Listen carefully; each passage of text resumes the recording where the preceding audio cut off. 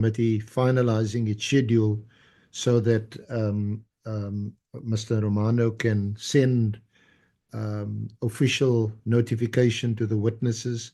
Some witnesses have at times indicated, yeah, I know that Mr. Romano phoned me and said you should appear on this, but I haven't received an official notice. And I've now made other arrangements. So I don't know if the answer is satisfactory, but there's been a mix of reasons why we schedule. We obviously also want to schedule those witnesses who have still to conclude, like General Pashlani, O'Sullivan. Those witnesses have to be scheduled. In view of what appears to be a unanimous view that the suspended IGI appear, we had originally scheduled him for the 10th of March, and that would be a day where we would again insert his name for the 10th of March, because that was also a date which we had discussed earlier with his counsel, that they would be available also on that date. We would have to shift Advocate Mashuga, who is also just going to give a limited evidence on the status of the case against Mr. O'Sullivan. That case, which has been outstanding now for a while, we don't expect that to be too long, and we can, with his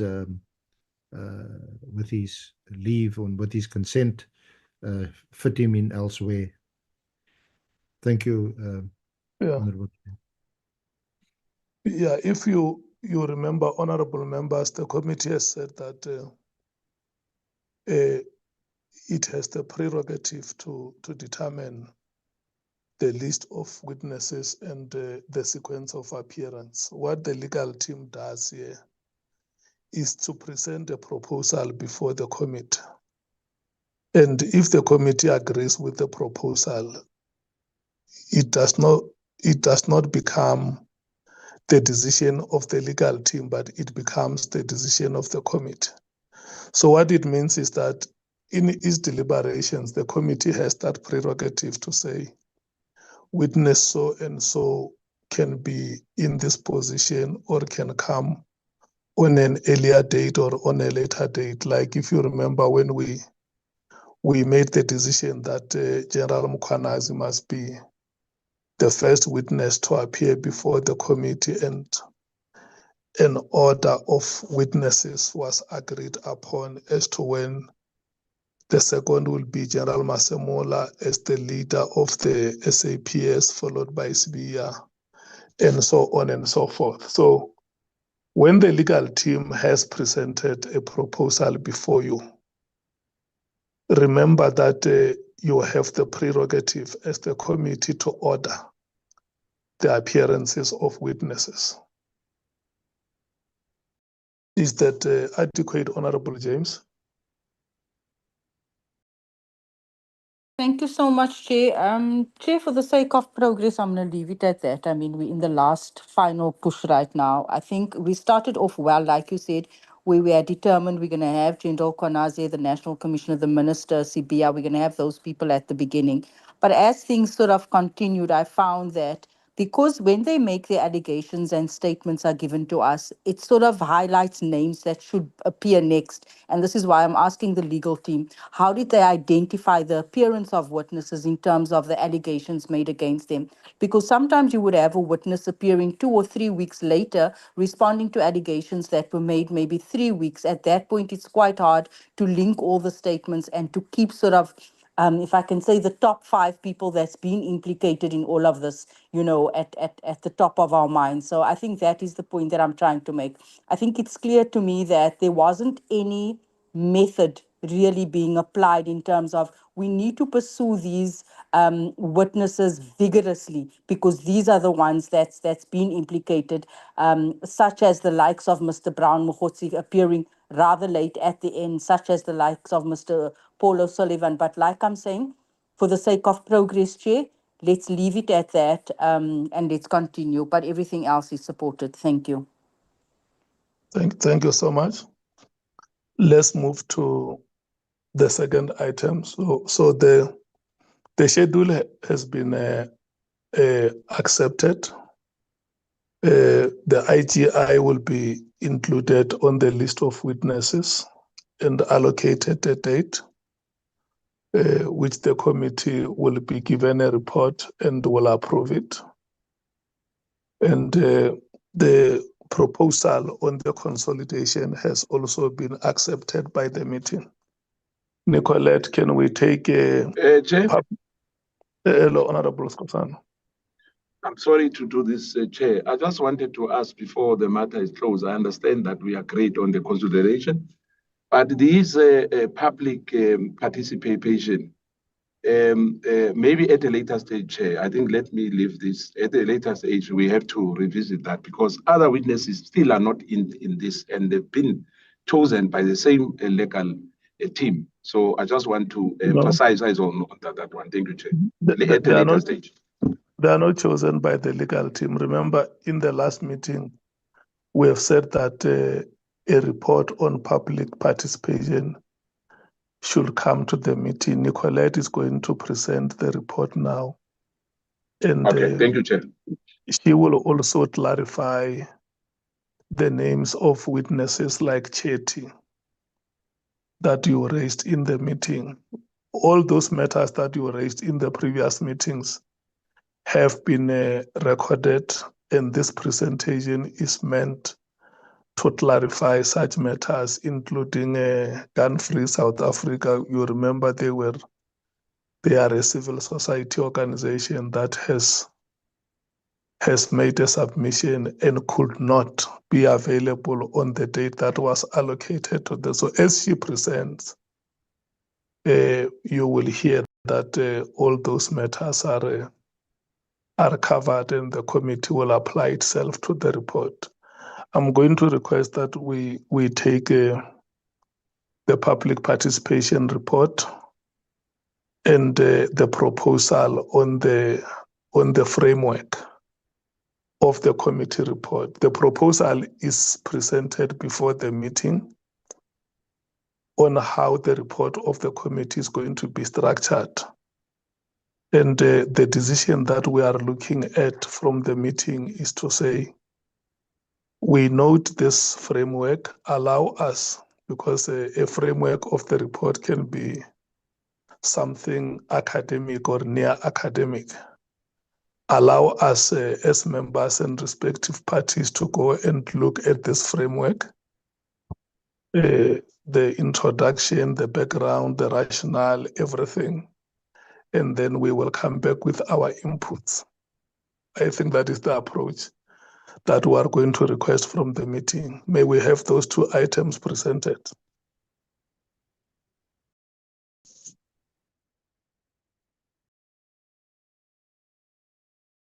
Thank you, Honourable Chair. Good afternoon again to the honourable members. Chair, members, I'm just going to take you quickly through the public participation report as it stands. So, as the chairperson indicated in a previous meeting on the 9th of February, the committee requested a written report regarding the basis for selection, re-evaluation and scheduling of witnesses and interested organizations to appear before the committee. This report really responds to the request from the committee. Notably, Chair and members, this report does not address the merits of any public submissions received by the committee.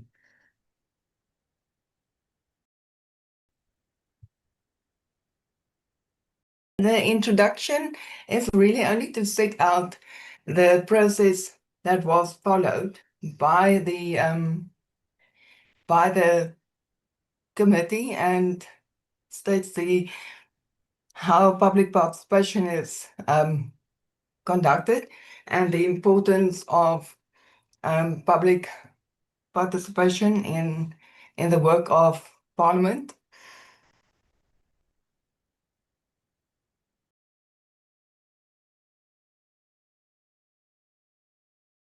So, James, I mentioned the public participation process was done in accordance with the established parliamentary processes, which are designed to facilitate broad public engagement.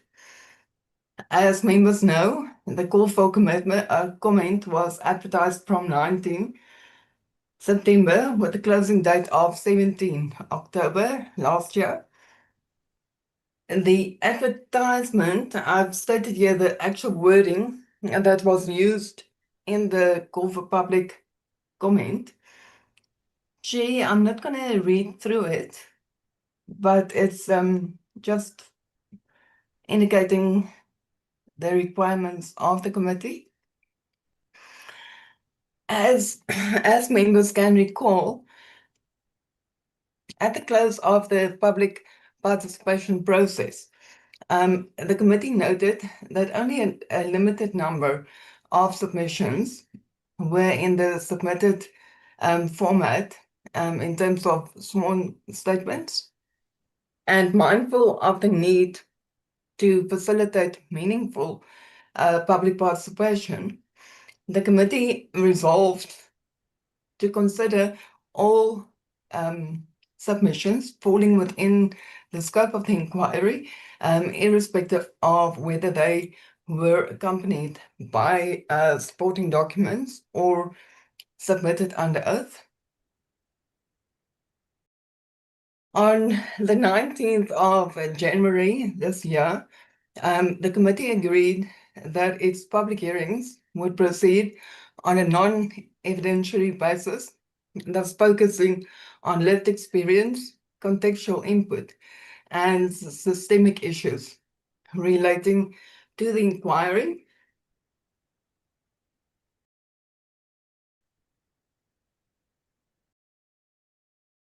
So, in terms of this approach taken by the committee, the committee's approach would not have been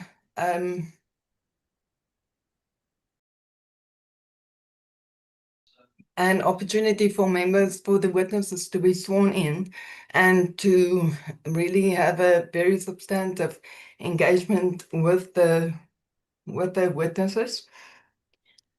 This approach informed the planning and scheduling of witnesses appearing before the committee, and that's a public participation program. However, honorable members, as the public participation process progressed and evolved, the committee's approach shifted from its earlier decision to conduct hearings on a non-evidentiary basis. As I stated previously, all participants were placed under oath and subjected to extensive questioning that went beyond asking questions of clarity, which is normally the approach taken during public participation.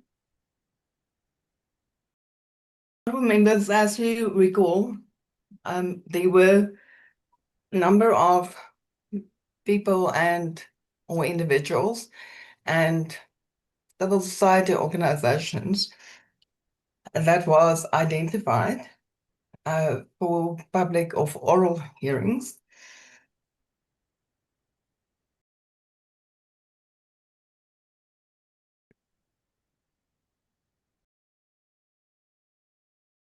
As I mentioned, honorable members, as the process. Hello, Maria. How are you? Hi. Okay. I saw your message. I didn't see this message from. Sorry, honorable members. As I mentioned earlier, the adjustments to the program occurred for various reasons, including logistical constraints, the withdrawal of some witnesses and organizations from appearing at the hearings, re-evaluation of initial selection following further consideration, and procedural and or legal concerns that arose after the committee's initial identification. Honourable Chair and honourable members, I'm just going to quickly run through the submissions that have been heard by the committee during oral presentations. We had Accountability Now, the African Policing Civilian Oversight Forum, the Institute for Security Studies, and the Africa Criminal Justice Reform, the Ms. Mashale, Mr. Luwani, Captain Ramalepi, and the supporting captain and colonel that was appearing with him. We had Mr. Dotieni, Mr. Matladu, and Advocate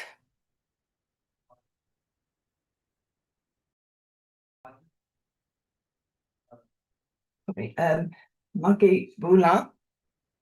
So members, these 10 persons and civil society organizations has already appeared before the committee, and the committee has heard and interrogated their submissions.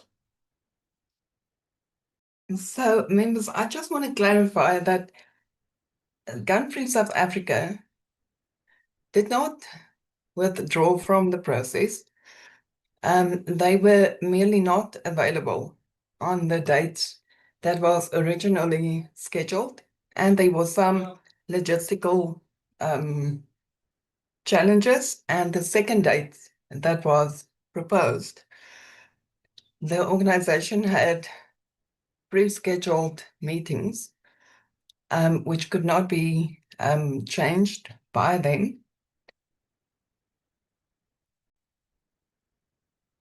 Members, to go to paragraph 4.6, there are witnesses or individuals that was originally scheduled for oral presentation, but as I said, were subsequently re-evaluated. These include 6 individuals. Chair and members, I'm just going to go through the reasons for the re-evaluation.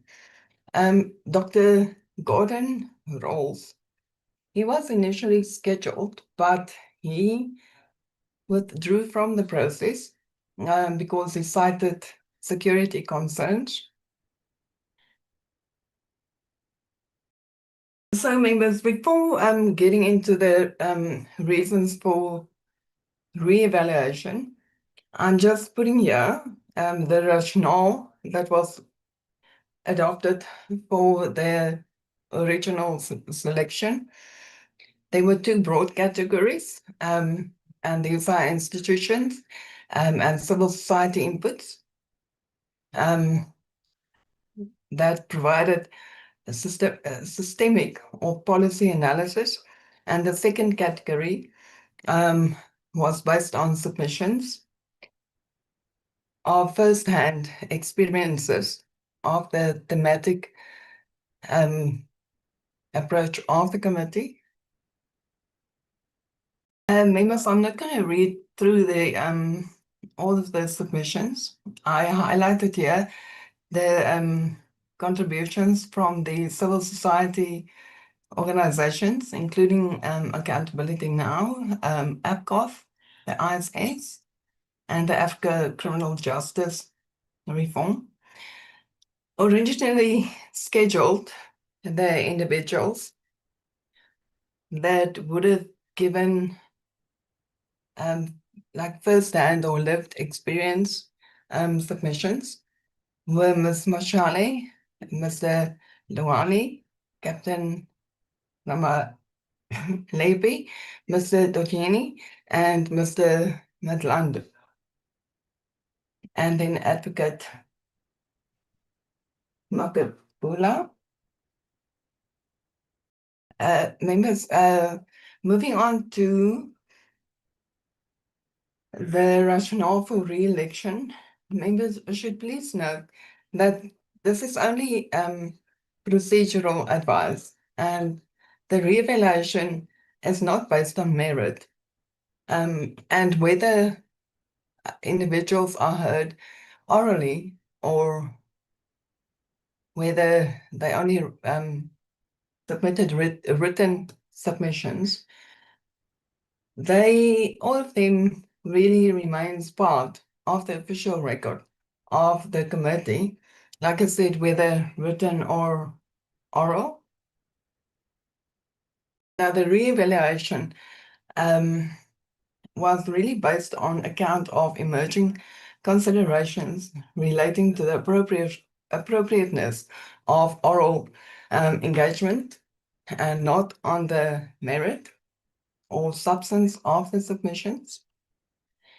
The re-evaluation occurred for reasons including newly disclosed information, confidentiality obligations, ongoing and potentially reinstated legal proceedings, risk of perceived parliamentary prejudgment, and the highly individualized or dispute-specific nature of certain submissions.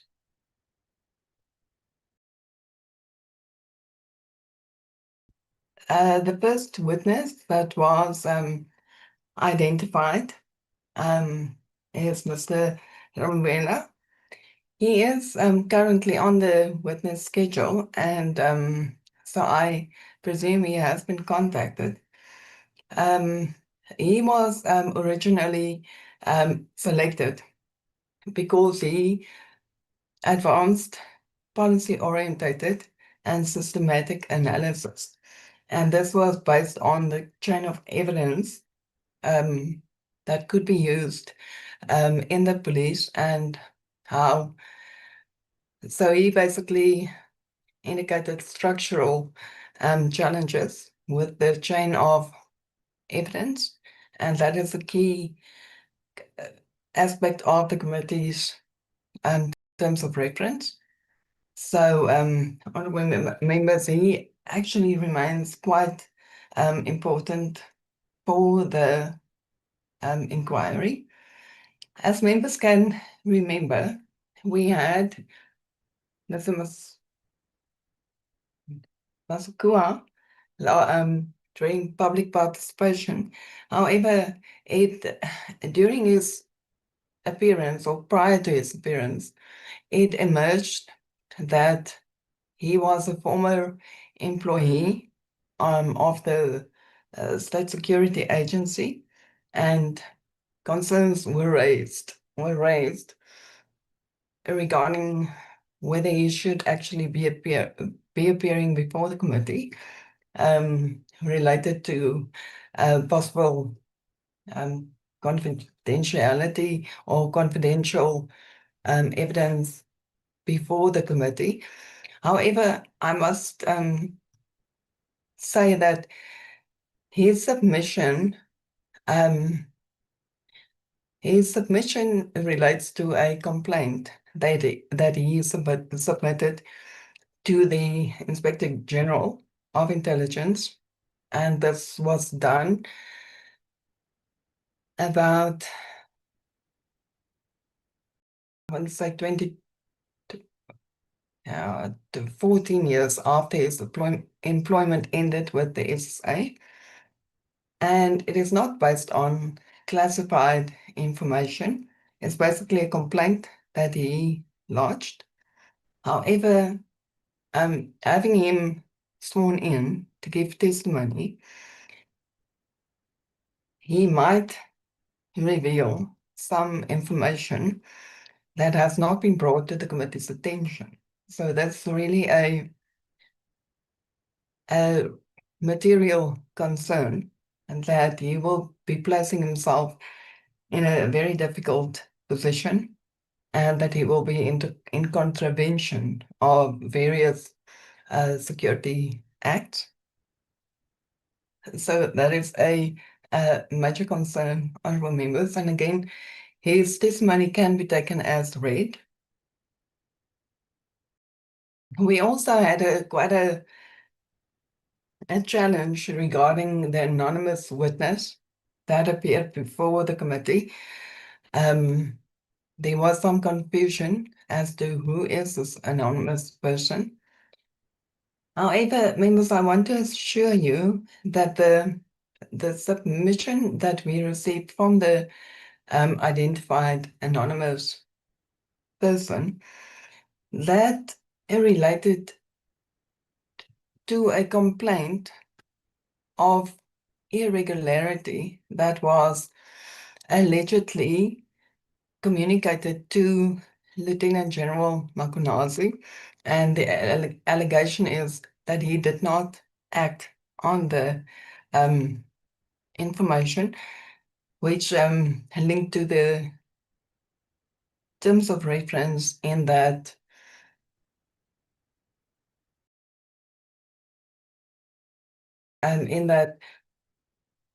there could be some institutional leadership challenges. Then, honorable members, we had a submission from Mr. Mahope. Now, he raised significant concerns with various criminal cases that are pending before or is in currently active investigations. So that could jeopardize the investigation. However, he was originally identified because these are allegedly related to criminal cases that he opened in regards to corruption at local municipal level. It was thought good to have testimony that these issues that we are experiencing in the criminal justice system is not only located at national and provincial level, but really goes down to municipal level. However, I would really want to propose that I be enabled to send these criminal or these pending or ongoing investigations to the Office of the National Commissioner to request, a report on the progress that has been made on these investigations, and that this be submitted to the committee at a later stage without providing sensitive information that could jeopardize the ongoing investigation. Members, moving on to Mr. Mafoko. This is a very individualized and case-specific submission. So the continued engagement risked creating expectations of a dedication beyond the parliamentary oversight reach. That is also regarding alleged procurement irregularities at provincial level and national. And this is really allegations, and I would not want the individual to be sworn in and to give sworn evidence that could jeopardize his case. Honorable members, moving on to Mr. Chetty. I have shared some information on the members' WhatsApp group to indicate that Mr. Chitty has criminal cases pending against him. He is currently out on bail. He subsequently indicated that he is allowed to travel. He must just inform the officer assigned to his case. However, members, he materially differs from Mr.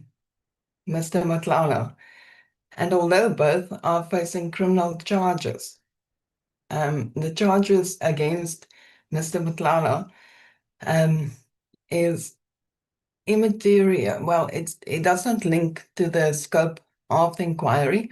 It is really charges relating to various other criminal actions. I want to say it's not related to the committee.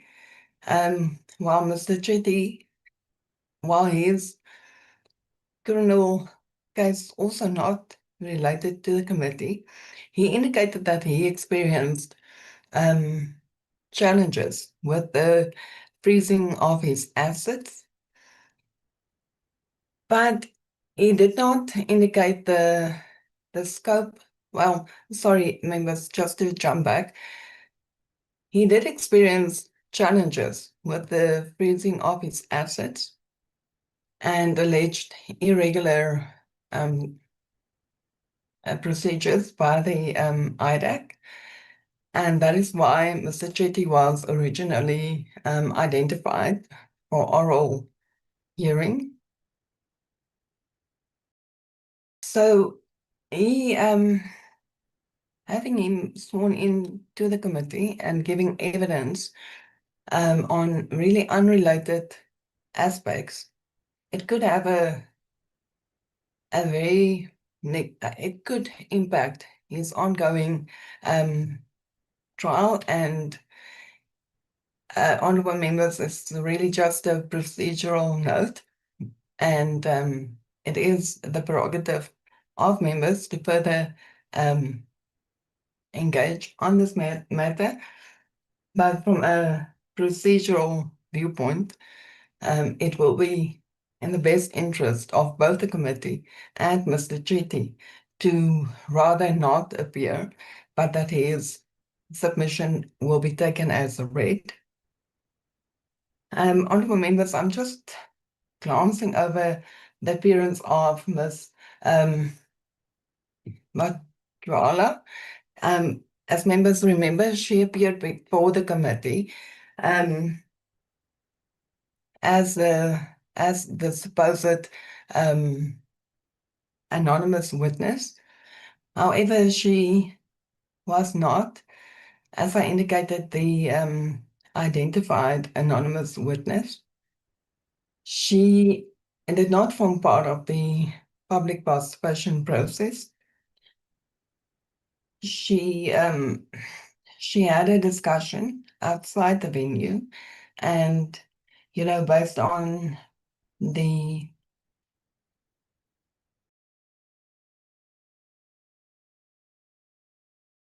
based on these engagements, the committee exercised its prerogative to allow her to appear. As legal services will later present, we have received a correspondence in this regard, in that the person against who she made allegations have engaged with the committee, or his legal representative have engaged. So her appearance should really be seen as a very extraordinary and exceptional circumstance, and that it is, but be mindful and state clearly that she did not fall within the public participation framework. Honorable members, I just quickly have a procedural note on the previous continuation of submissions received outside the public participation period. During a meeting on 26th of January this year, Honorable Souls informed the committee of 2 public submissions that was directly forwarded to him, and that he brought it to the committee for consideration. The committee then requested that these individuals submit reasons for why they did not meet the public participation deadline. On our meeting on the 2nd of February, the reasons were presented. However, I think the detail of the reasons was not clearly articulated. Maybe so. The first submitter, he advanced medical certificates, because medical certificates, given the reasons why he could not participate and that he was also out of the country. However, members, his travel or the reason or when he was out of the country in November of 2024, which does not fall in any relevant period before the committee. Also, the 2 medical certificates provided by him, both the one predates the establishment of the ad hoc committee, and the other predates the actual call for public submissions. So that is a procedural concern in that the reasons advanced by the individual really does not sustain really a good basis for approving condemnation. The second submission was basically just saying that they were unaware of the call for public submissions. However, it is very likely that other members of the public also missed the submission deadline, but lacking direct access to Member of Parliament, they were not afforded the same opportunity to have their late submission considered. Honourable members, the selective inclusion outside the advertised timeframe may give rise to concerns regarding consistency and equal treatment of similarly situated members of the public, and it is my very respective view and recommendation that members should reconsider the inclusion for oral testimony of these 2 individuals that was previously condoned. Chair, so yeah, that is my story.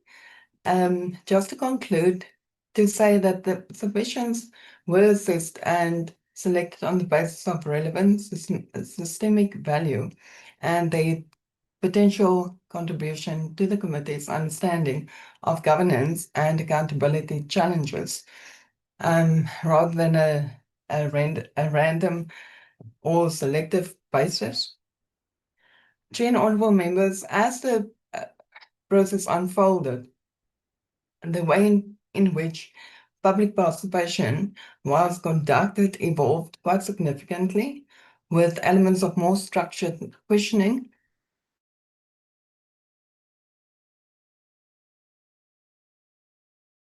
really necessary. Clear it must be understood that whether presented orally or in written format, all submissions remain an important contextual component of the committee's work and will be considered other information in the committee's deliberation. That is conclusion for this part of the presentation. Honorable Chair, honorable members. If you want me to jump directly into the report writing framework, I can do so. Yeah, before we go to the framework, I want you to say to the committee, in the report of the public submissions that we gave you, there are the following witnesses that could have appeared before the committee. They didn't, and our recommendation is that the committee must give them chance. I mean, in case there are such there is such a case or there are such cases. And if for instance, on Mr. Chetty, I heard your recommendation that Mr. Chetty is undergoing trial, and it may not be advisable for the committee to give him a chance to appear before it. I thought, for the purpose of easier discussions or discussions which are structured, if you can help the committee in that regard, if there is any case, for instance, that you feel the committee may have to consider it being scheduled for appearance, you just indicate that in this report that I've given you, these are the recommendations I'm making before the committee. Is it possible for you to do that? Definitely, Chair. Okay. I'm not putting you under pressure. If you want to reorganize yourself, we can take your next presentation, and then shortly before we take discussions, then you then take us through your recommendations on the public participation report. Chair, yes, I can do that. Okay.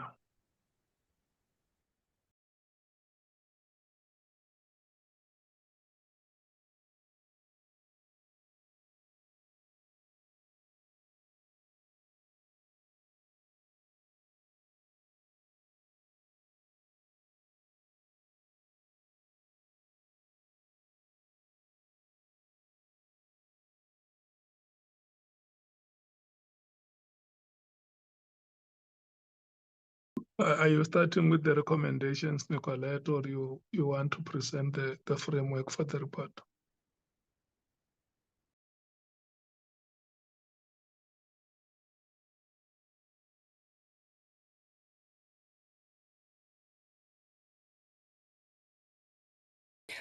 Chair, apologies. I think I'm going to start with the report writing framework, if that will be okay. Okay.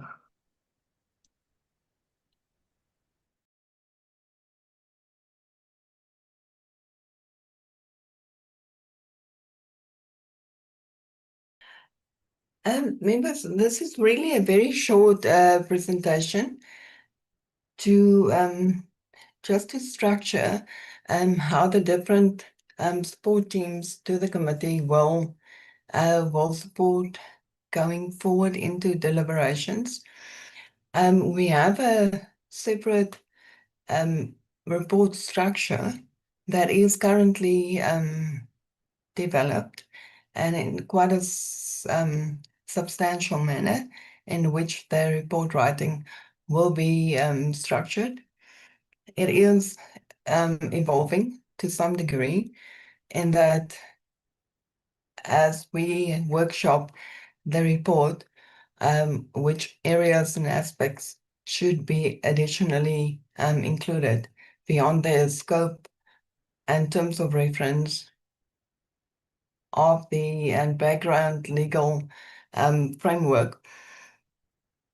So, Chair, I just want to quickly say here, and the purpose of this document, the framework here, is to clarify what the senior counsel and the contact team will be providing to the committee going into deliberations when they witness appearances are concluded. It is then recommended or proposed that senior counsel, having led the evidence throughout the inquiry, will provide members with a consolidated evidentiary overview prior to the commencement of member deliberations, that this evidentiary overview contain the all evidence before the committee, taking into account oral testimony, sworn statements, documentary material, and expert inputs. It would highlight areas of convergence and divergence between witnesses, stating or showing which witnesses really contradicted each other. And this will be focused on the really the main actors in as part of the inquiry. The senior counsel will draw attention to the material contradictions, credibility concerns, and evidentiary gaps, and identify unresolved factual or institutional questions that require the judgment from members. So just for the avoidance of doubt, the evidentiary overview will not contain findings, determinations of wrongdoing, or recommendations. The assessment of evidence and the formulation of findings and recommendations remain the exclusive responsibility of the committee.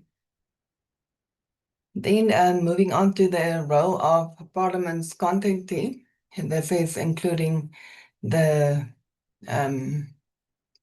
research unit and the content advisors assigned to the committee.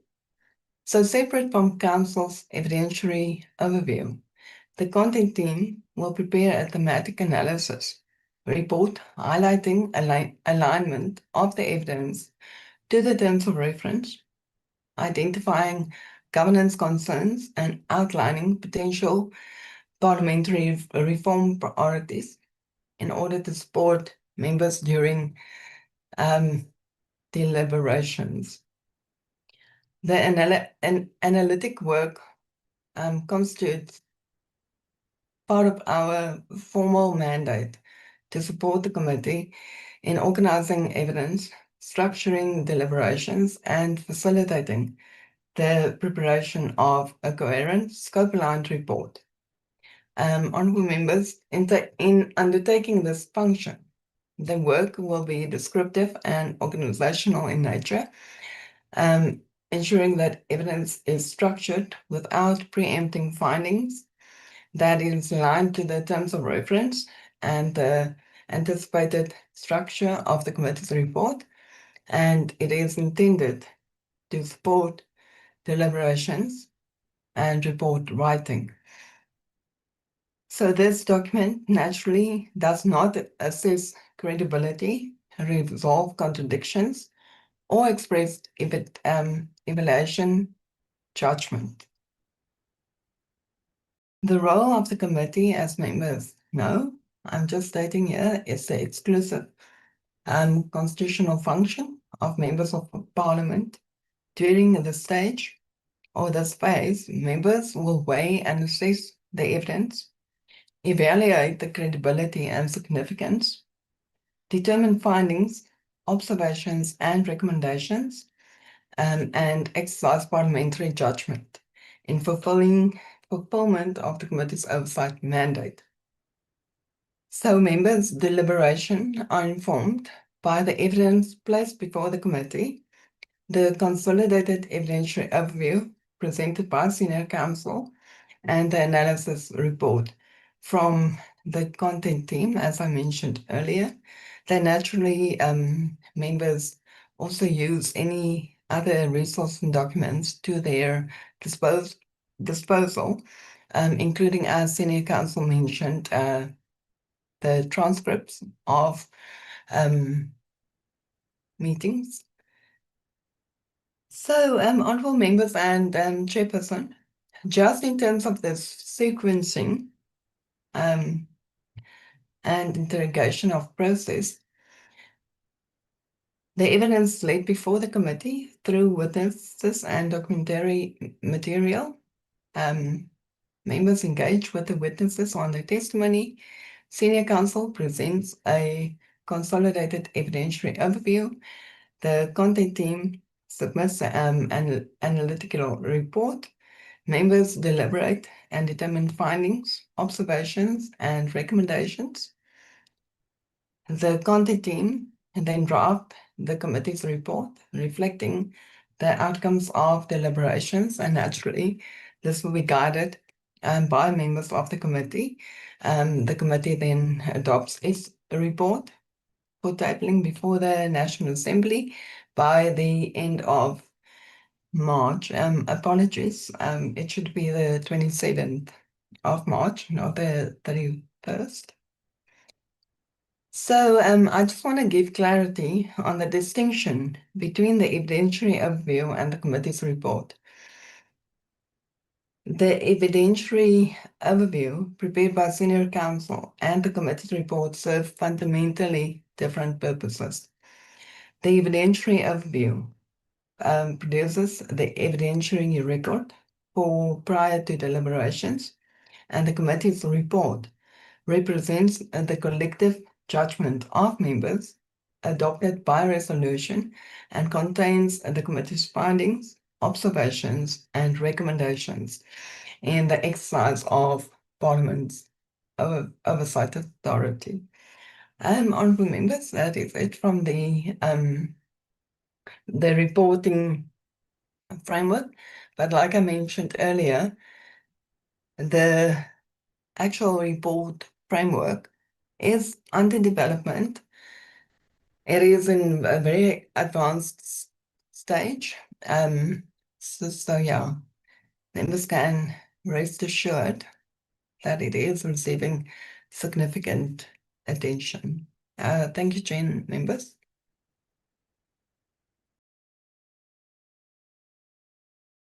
Thank you, Nicolette. So on this framework that you presented here, how much time do you have for members to submit their inputs? Chair, we are proposing that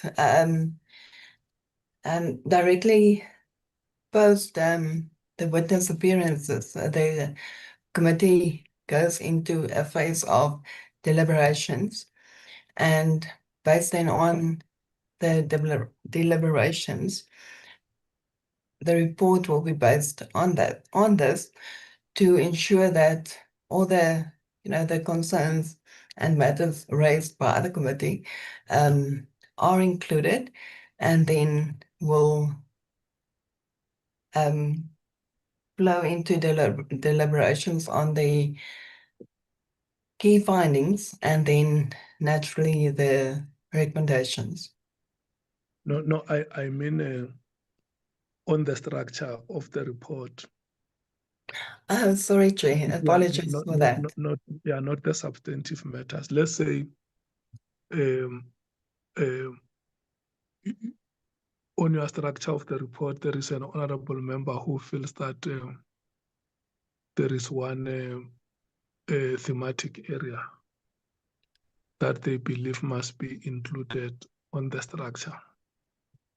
That's why we said that when you present this framework, this is is not the contents of the report. You are saying to members that the final report that we are going to be writing is going to be structured in this way. Yes. It Yes, will provide for introduction, background, terms of reference, this and that, up until conclusion and recommendations. Yes, Chair. And then there is one member who says, but maybe there is one theme that is missing. Can we also include it? I wanted to check how much time do you give members to make inputs on how on the structure of the report.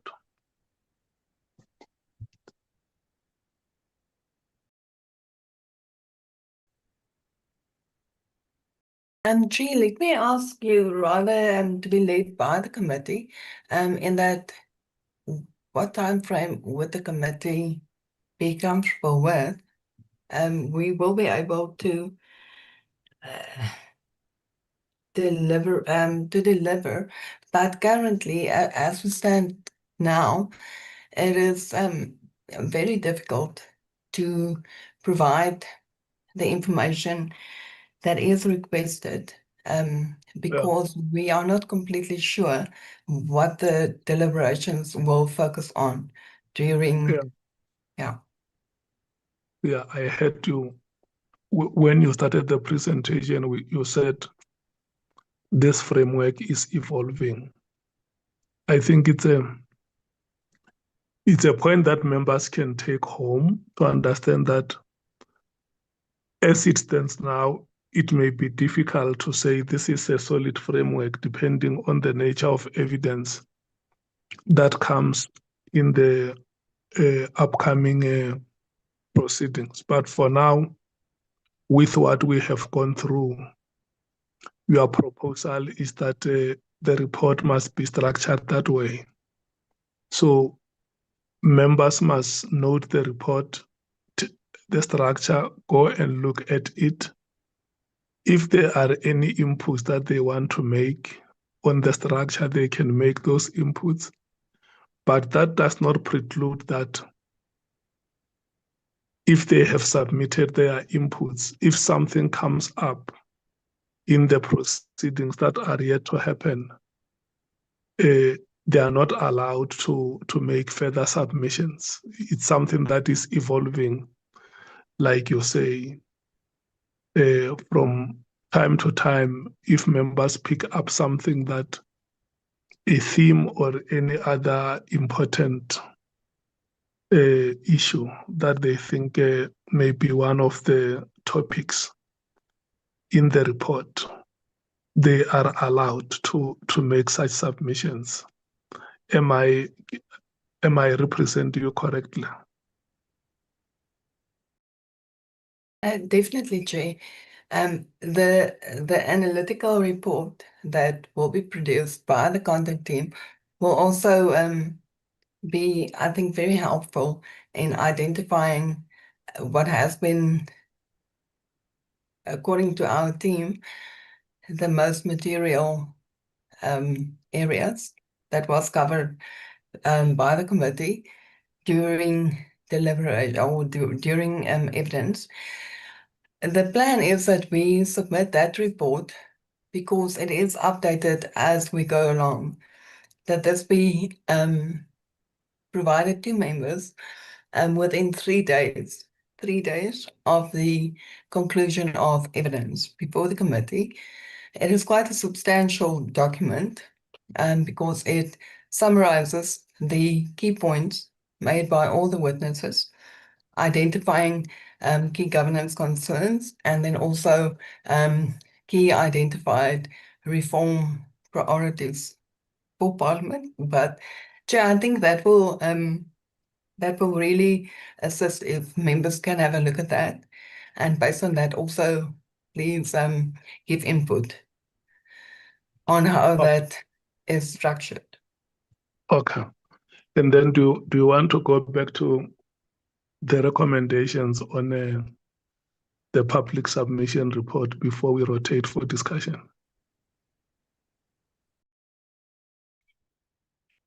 Yes, Chair. Yes, Chair.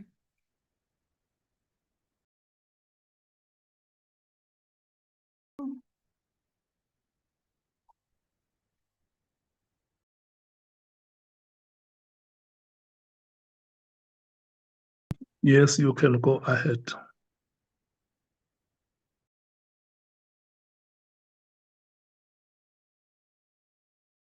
Chair and honorable members, in front here, we have the previous list that was presented to the committee. So this one does not include the civil society organizations that has already appeared before the committee, like APCOV and ISS, Accountability Now, and Dr. Jean Redpath.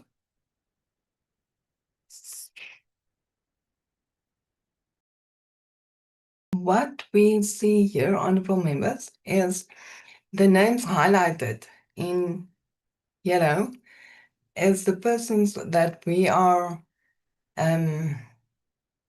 recommending to be reevaluated by the committee. It does not include the two names and that was submitted by Honorable Souls. And because that doesn't form part of the original list. As members see here, the anonymous submission that I indicated previously, that caused a bit of a confusion during the public participation process. However, it can be made available to members, but it is my respectful view that this can be taken as read. The submission is not in a sworn statement, but it does provide context to the submission. Then the second name for re-evaluation is Councillor Mkhwanazi, where indicated that there are several ongoing criminal investigations showing that corruption or fear of reporting corruption is not localized at national and provincial, but that it does trickle down to the municipal level. Then we have Mr. Mkhwanazi, and that is a former employee of the State Security Service,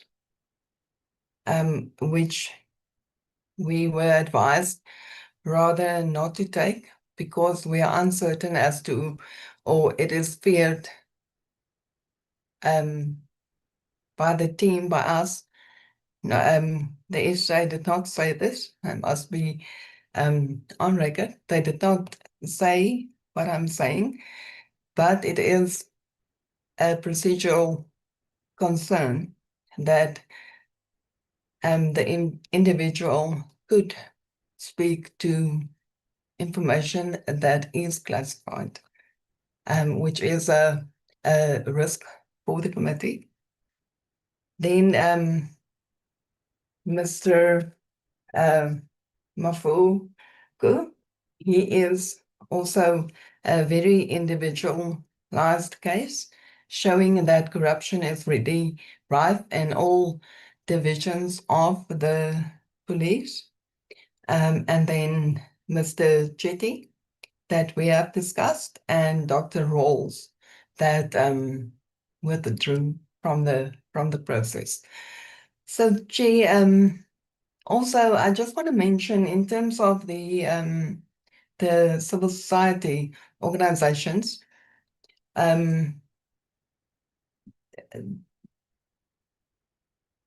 we have not heard from this individual because, there were slight challenges with communication, I want to say. He submitted on the chain of evidence in which he makes policy-orientated recommendations as how to improve the chain of evidence by the police, and that is a key aspect of our terms of reference, but it does not refer specifically to the 121 dockets that was moved. So that is more a overall submission on the handling of evidence by the police. And then, as I indicated, gun-free South Africa. Their submission really focuses on, it's very interesting, it focuses on previous significant corruption in the police regarding the control of firearms. I think many members know about the Prince Lua case, in which firearms that was destined for destruction was sold back to criminals and used in the Cape Flats to in gang violence. And that has been demonstrated that these are linked. It is evidentiary proof that these firearms were used in murders, based on the serial numbers and, ballistic evidence. So, Chair, and members, I think it will be very good for Gun-Free South Africa to, if we can maybe have another discussion with them to appear before the committee, because this specific corruption case has significant impact on safety and security. So, yes, Chair, I hope this answers your question in terms of who was originally identified and who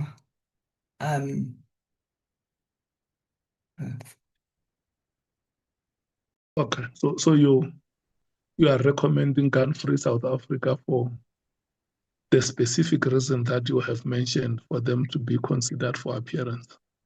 Yes, Chair. Thank you so much. Thank you so much. Honorable members, I think let's thank Ms. Van Zyl for the comprehensive report.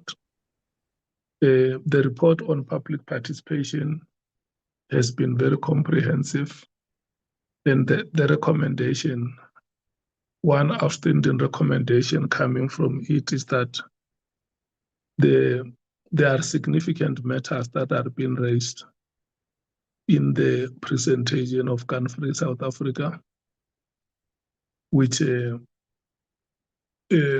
she advises that the committee may have to feature them to appear before it.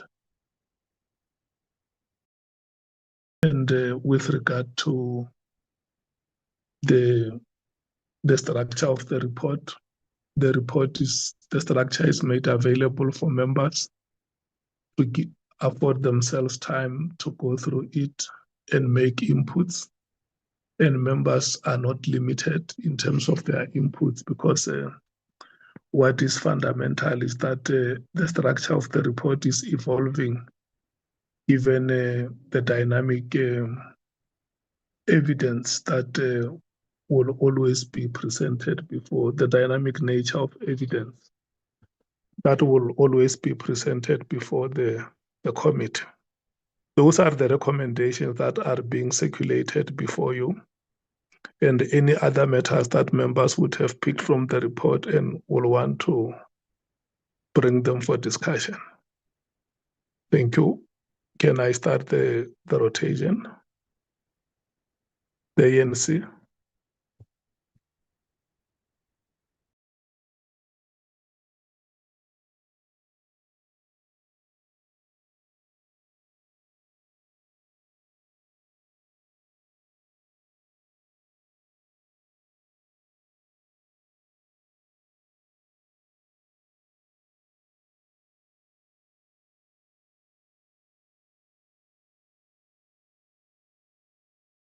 The MKP.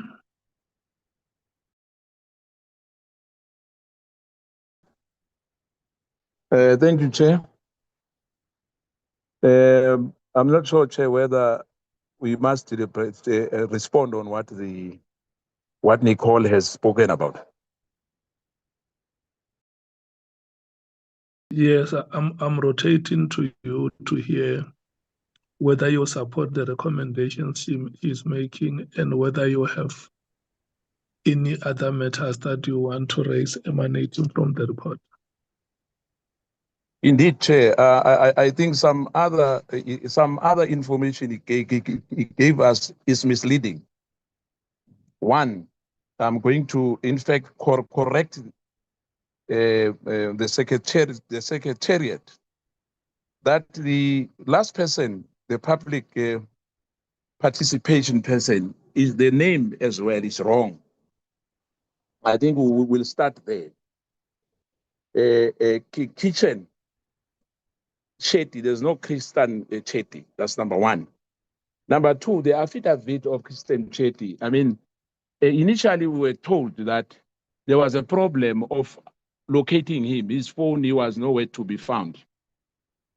Number two as well was that they contacted him. And the lawyer, I can tell you that he said he was very concerned of what is happening because of what they've deposited here. The matter about this matter was about General Sibiya and IDEC. It had nothing to do with the merit, that is on bail. This matter will be, I mean, he's got lawyers. They'll represent him, in court. That his matter was struck off the roll 4 times, and there were issues. I don't want to go to those merit, Chair. But the silver case, the case which was open in 2022 was about the issue of General Sibiya and IDEC. This issue of that there were assets and other issues are irrelevant. The lawyers will sort those matters out. In fact, because they knew why was he be out of the 600 or 700 people who were chosen. Why was he chosen initially? Now, I think, Chair, as I was saying, that this matter for me, where I'm sitting, that the affidavit is very clear about this matter. Why now they are bringing issues which are irrelevant here? I mean, General Kumaro was on bail.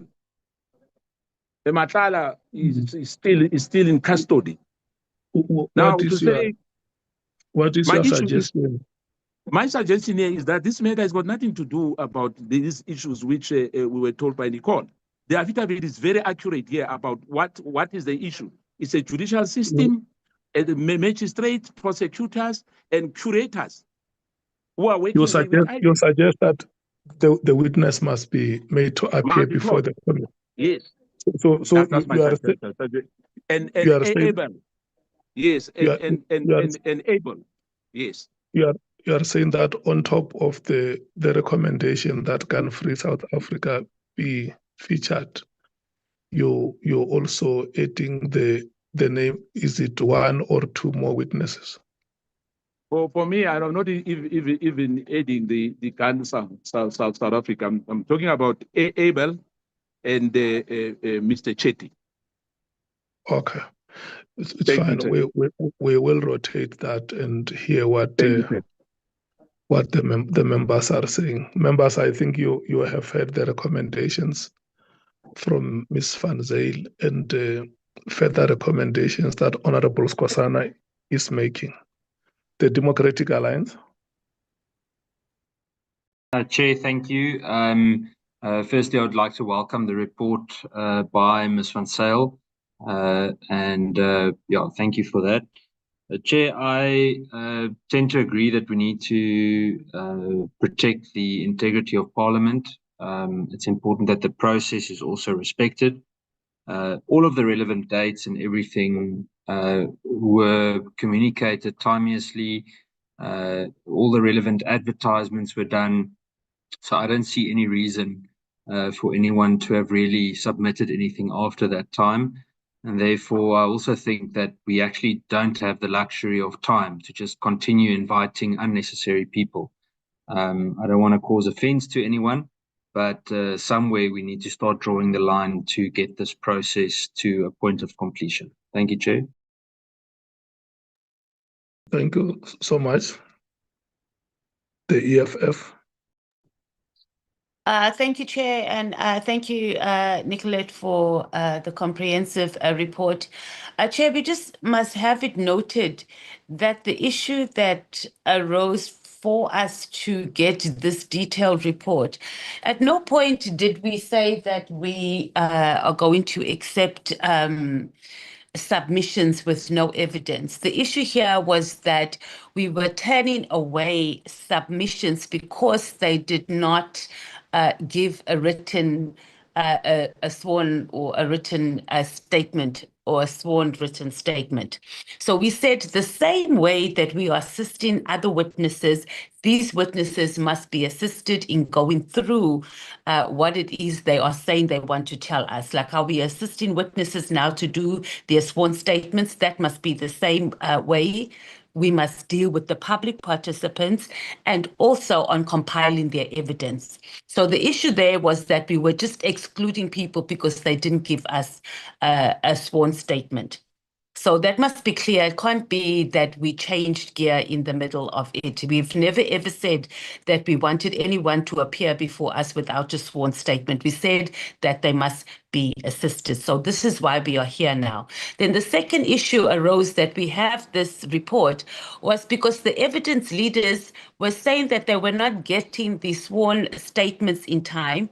They were not going through the statements with the witnesses. So literally, during the people, Chair, they were going through the statement and asking. So in terms of the evidence, they said they got the information from our back office on the day or the same time that we got it. So that was just a procedural issue. And it was if the evidence leaders, and that part was done how we had done with all our other witnesses, we wouldn't have had a situation where we had witnesses who hadn't given a proper sworn affidavit and we hadn't gone through the evidence. So I think that must be noted because that is very important, what has brought us here in the first place to get this report. So there just needs to be better synergy between the evidence leaders and the Office of Parliament that is going through the public submissions. The report also says that there was logistical constraints, but it doesn't say who caused the logistical constraints. I think that must be noted, but I don't think that is of most importance. Chair, we've already, as a committee, there was condemnation that we had given. I think it was one was for Honorable Souls and there was one for another. So I don't know why the matter's been brought before us because during our, I think it was not our last meeting, the meeting beforehand, we had agreed as the committee to grant condemnation. So to come back and say that question whether we should have or shouldn't, we should have been done already in that meeting. So I think we must just go ahead. We have done that as a committee. It's a closed deal. And we've also agreed that we are done accepting any more public participation or submissions now. But we had granted condemnation and that should stand. We can't go back now and say, oh, we granted it under false pretense. I don't see how that is even going to work. And on the issue of gun-free, we gave them a date to appear. They didn't appear. Our position is that we must just take their written submission. We don't, we'll take their written submission and put that into consideration. We are working on a time restraints, as we have mentioned, and if they were not available, they didn't even give us a proper reason on why they were not available on the date that we allocated to them. So the least we can do is take their written submission, and obviously we'll include that during our deliberations. And then I agree with Honorable Kosana that we have had most of the people that have appeared before us have active cases. So it can't be a reason that we cannot have someone appear before us because they have an active case. Most of our officials INSAPs have active criminal cases and they appeared before us. We even went to prison to someone who's been charged. So that can't be a reason why we should not consider his or consider him as a witness. And that's the input from the EFF. Thank you, Chair. Thank you so much, Honorable Sols. Chair, thank you so much. On the issue of gun-free, I think written submission would suffice. On the issue of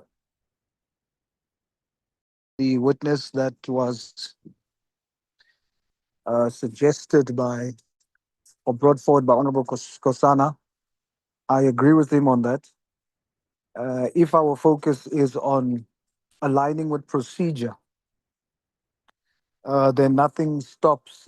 It's not outside of procedure to have those witnesses come, because we are interested in finding the truth, and whatever can assist us in doing so, we should be open to that. Our emphasis should not be on what disqualifies a person on technicalities. Our focus should be on whether what the person can bring as testimony will assist us in our process. That's where our emphasis should be.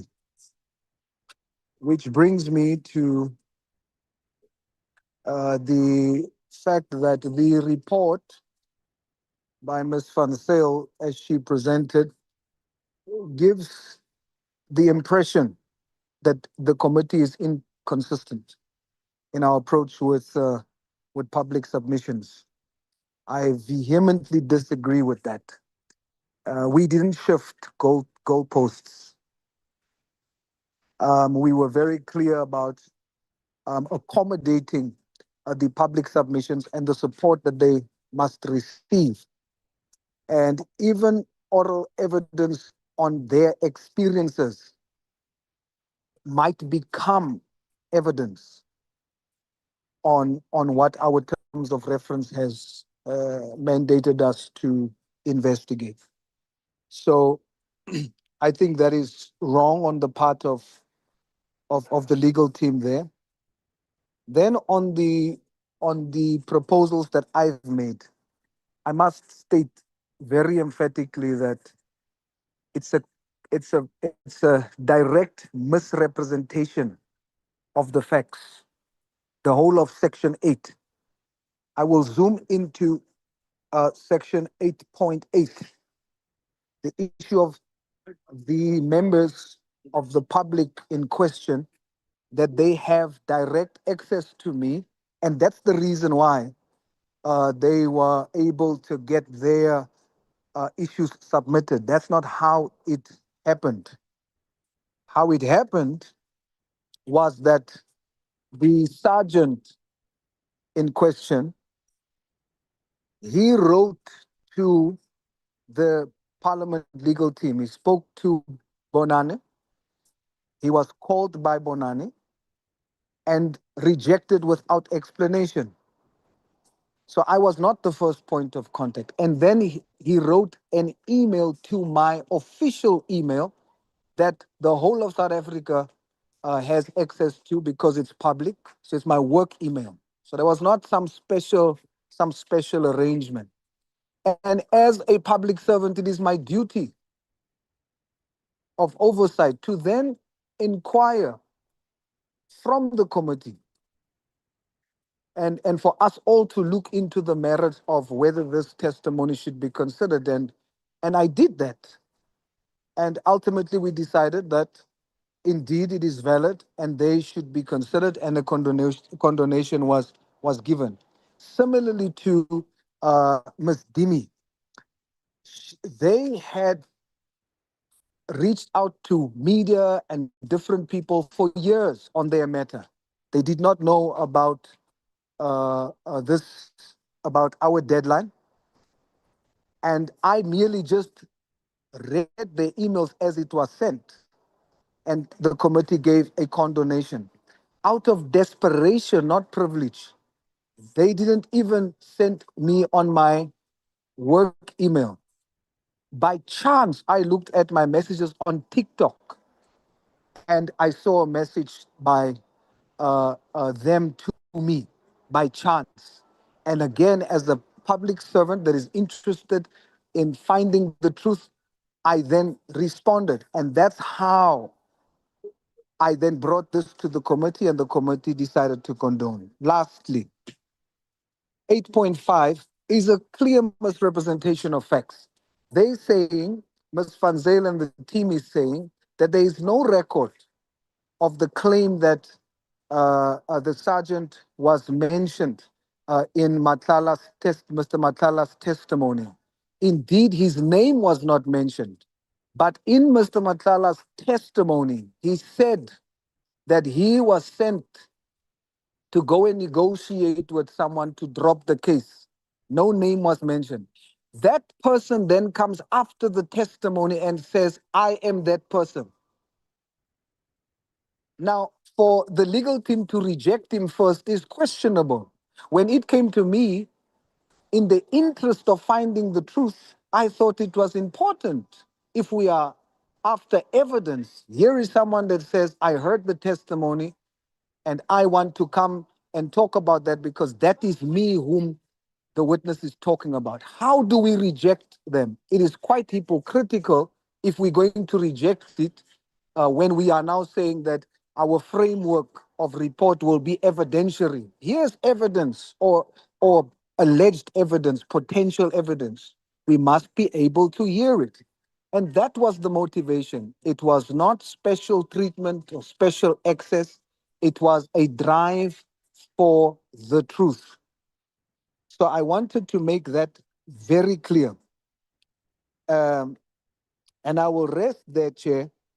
And I hope that we are clear that it is not the committee that has shifted functionalities or processes. It is the legal team that has done that, like we are doing now. We want to focus on evidence. We want to get to the truth, but we want to disqualify people on technicalities.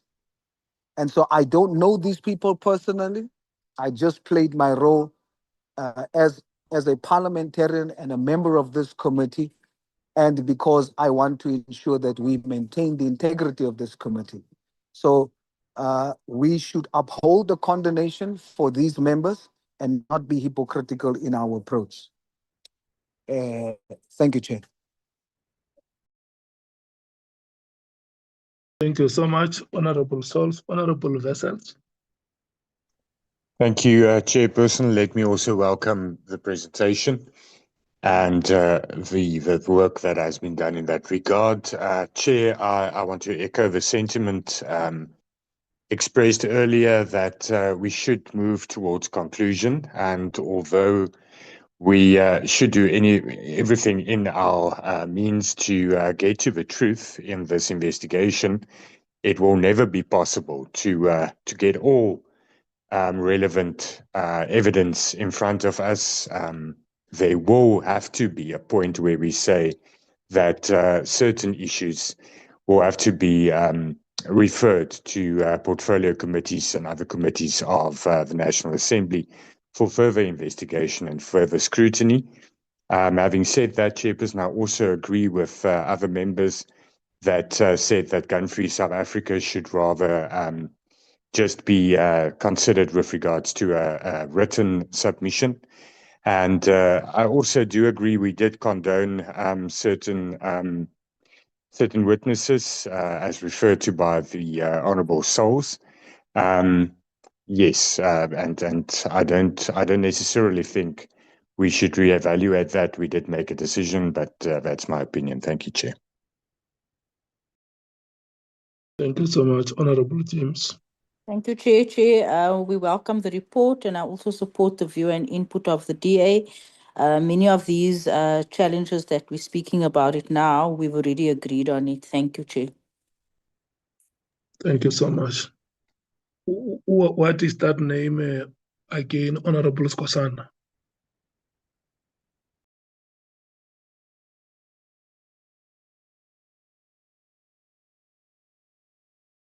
Okay. Honorable, okay. Ms. Van Zyl, do you have any? Yeah. Yeah, hello, Honorable Skosana. Yes, it's Mr. Chetty, Chair. Chetty. Okay.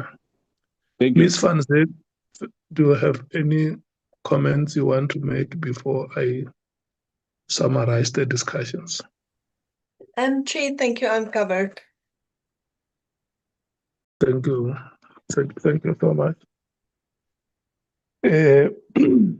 We are going to allow Gun-Free South Africa to make a written submission.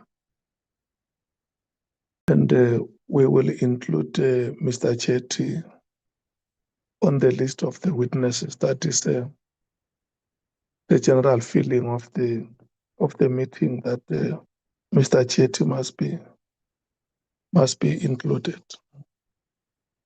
That concludes the discussions, and all other decisions that the committee has taken previously.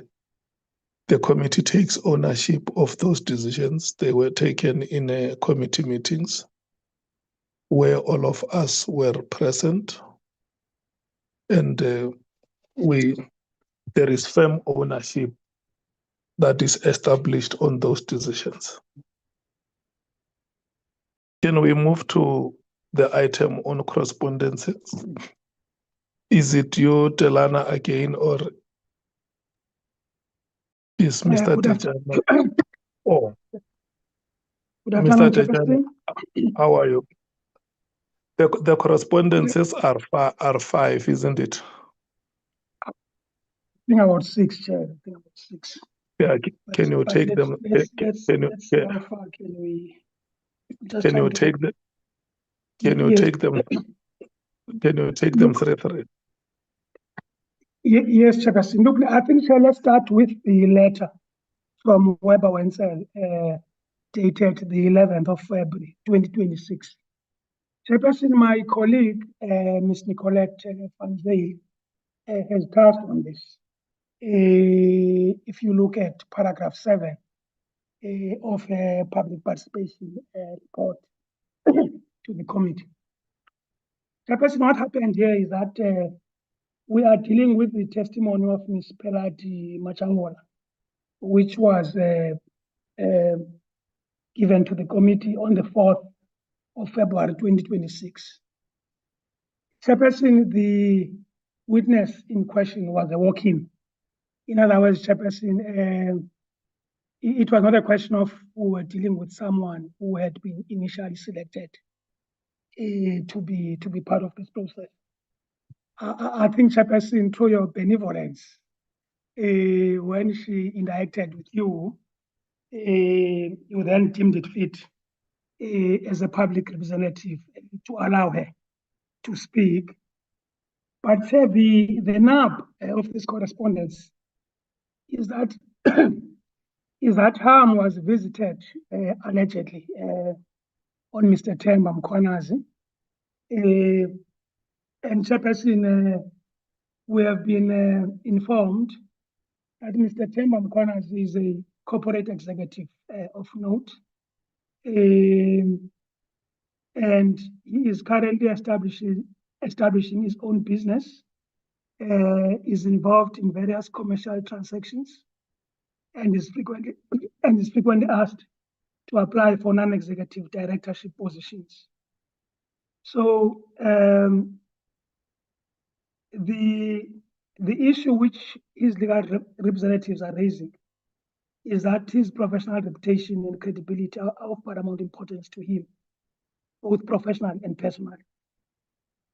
Now, Chairperson, you will recall that the witness in question had made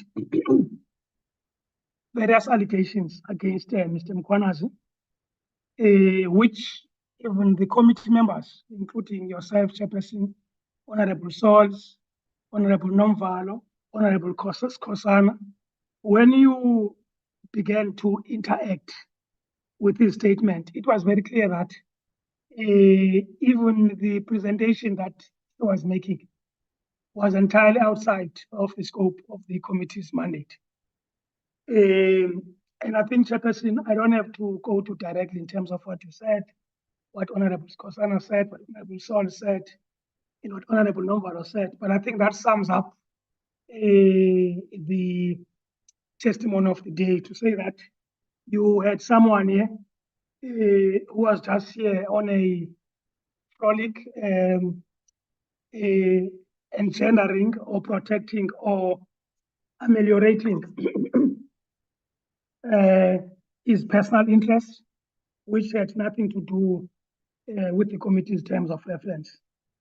Now, Chairperson, the legal representatives of Mr. Themba Mkhwanazi submit that whilst the committee's own members challenged Mr.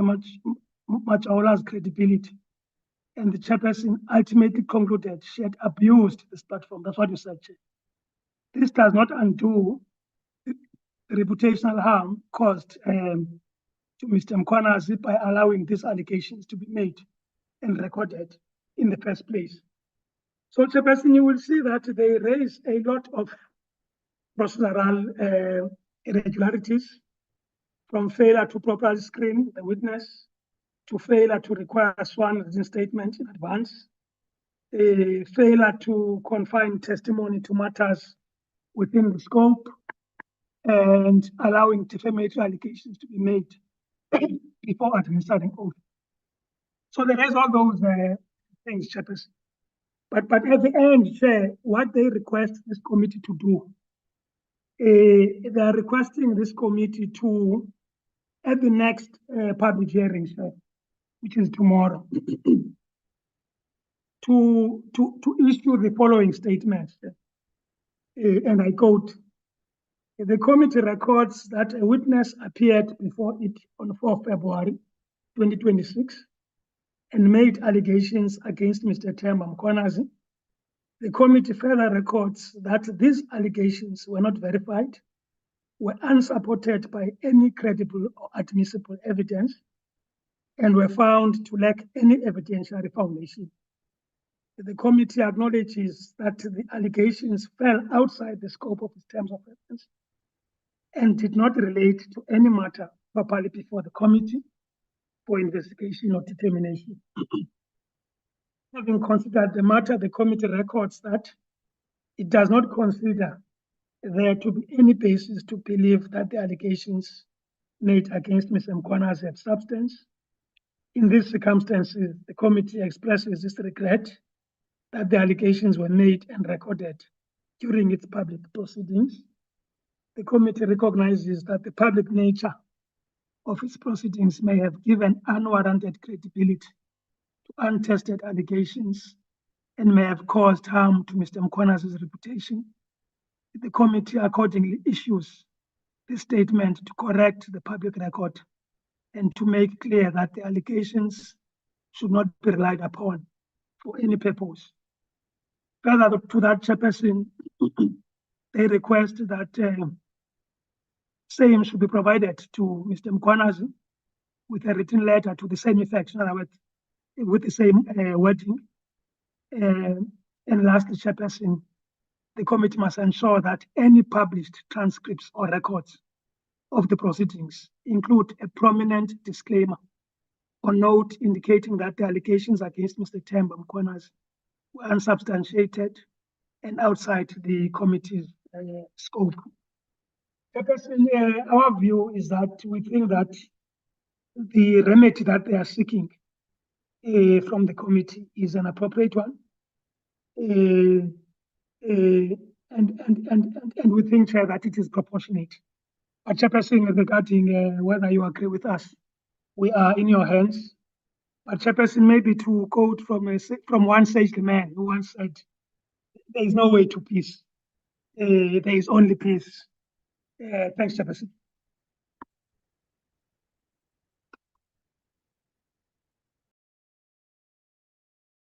And then do we have the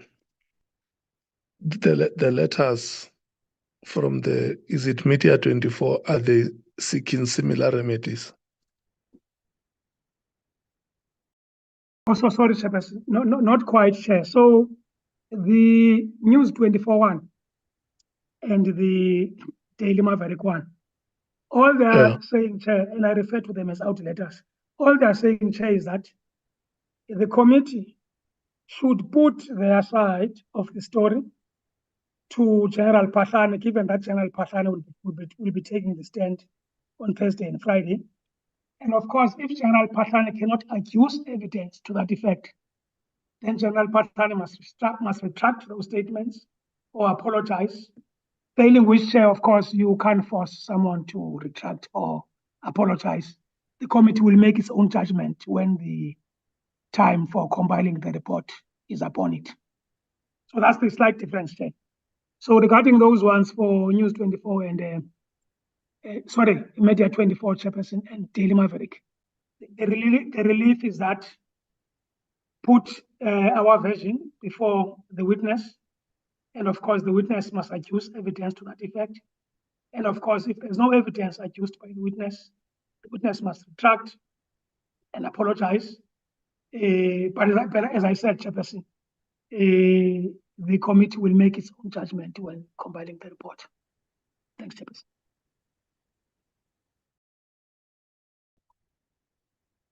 Okay. So maybe before I circulate the 3 correspondences is from Weber Wenzel acting on behalf of Mr. Themba Mkhwanazi. And Daily Maverick and Media 24. So Daily Maverick Chairperson is Pelem de Klerk attorneys acting for Daily Maverick, yes. Yeah. In the 3 correspondences, the people who wrote to us, they are aware that all the witnesses were speaking to us under oath. Correct, Chairperson. That's why Chairperson reference is even made to section 17, 2D and E. Yeah. Of the Parliament. And they want us, even before we evaluate the evidence that has been presented before us, to make a judgment that this evidence is not substantiated. So what's happening, Chairperson, is that if you look at the dates of these letters, you will see that these letters have not been dispatched to General Pahlane and his legal representatives. So what they are suggesting, Chairperson, is that we dispatch these letters to General Pahlane and his legal representatives. And of course, Chairperson, when they appear before the committee, members, as it is their committee, to put these questions to General Pahlane. And of course, General Pahlane has to adduce evidence.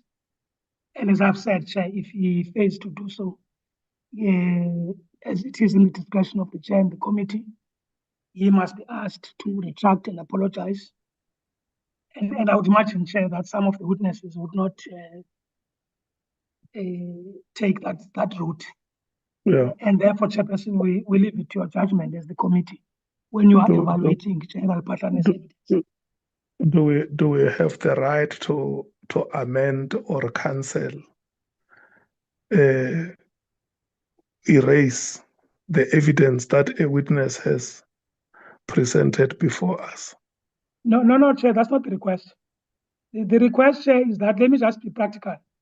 In one of the letters, General Pahlane says there was this braai which was organized in Bedfordview. There was this meeting chaired by Mr. Paul O'Sullivan, and there were various people there. And one of the people who were there is a journalist of Daily Maverick by the name of Miss Marianne Tham. So Miss Marianne Tham disputes that she has ever even attended at the house of Mr. Paul O'Sullivan.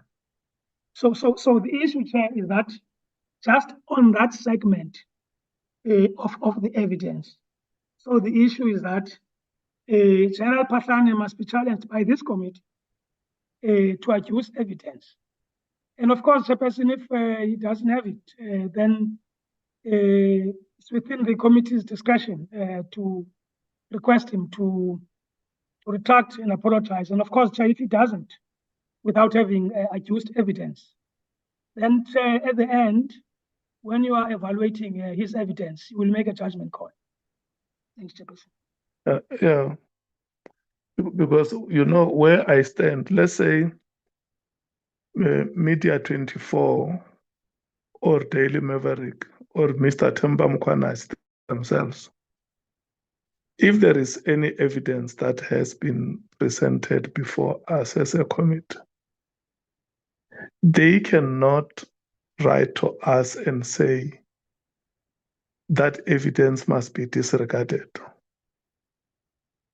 The witnesses appearing before us, they are sworn to oath.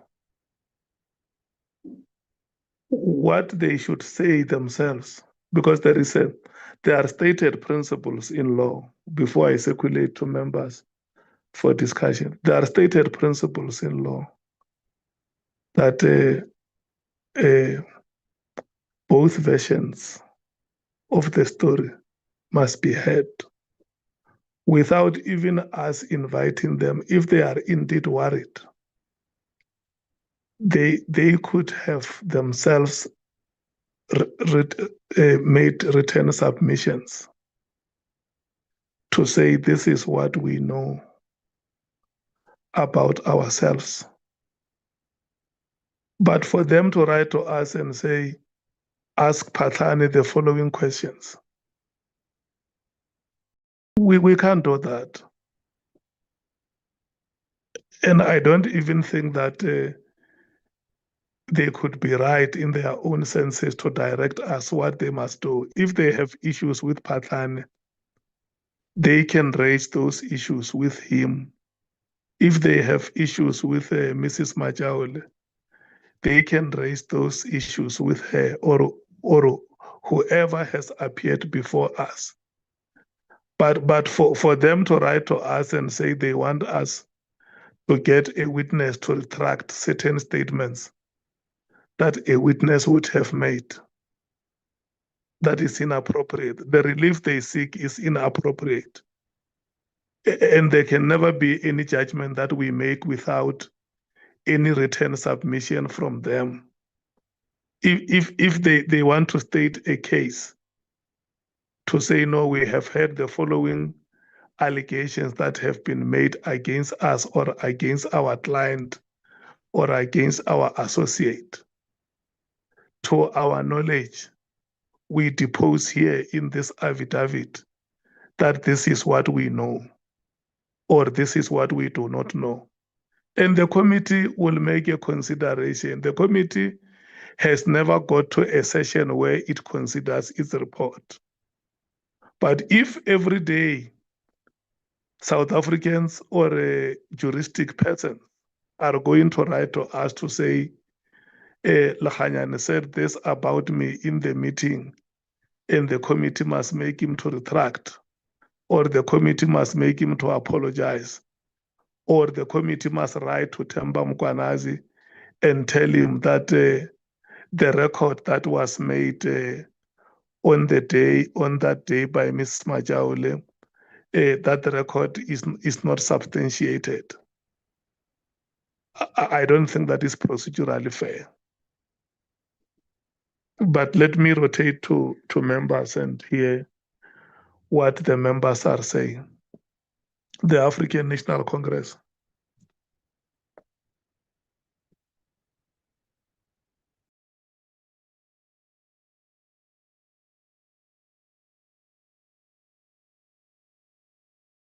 The MKP.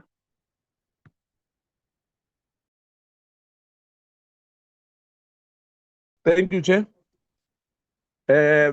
I think, Chair, you sum it up by saying we can't be dictated here. You know, your Mariam Tam, Karen Morgan, Anton Passon, whoever, you know, they can't tell us how to do our job here. I mean, they know, Stratcom knows exactly what they are writing about other people. If they feel strongly, as you said, they must deposit as well here. But for them to say that they are untouchable, there's no one who's untouchable. We are trying here to probe, and we want to get the truth of the matter from anyone. We are not a court of law. But the issue that they are raising here, they want to protect and hide things. That time is gone, Chair. We need to make sure that we dig deeper, irrespective whether it's Media 24 or Amapungano or whatever, Chair. So in my view, these letters, for me, are like love letters. Thank you, Chair.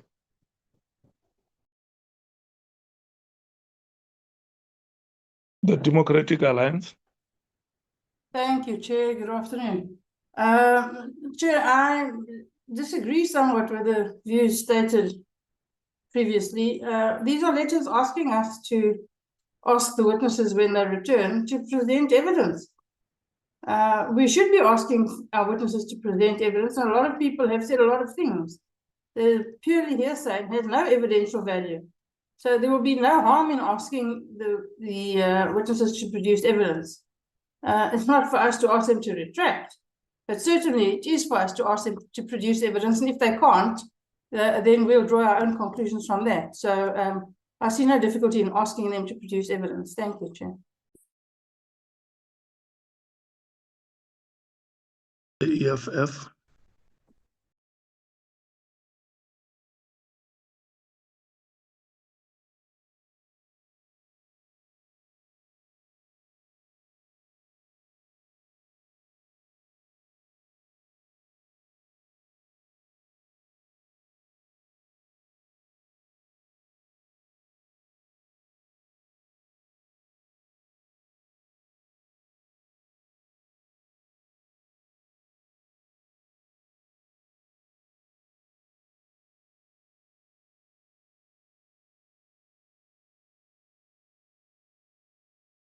Thank you, Chair. I support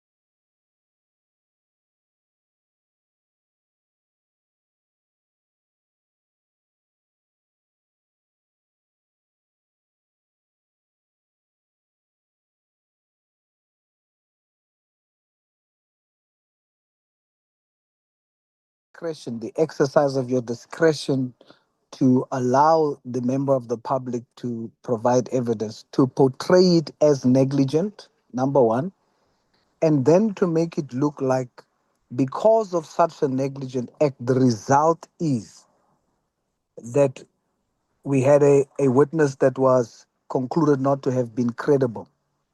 And then to create the impression that if she was not negligently allowed, we wouldn't have had this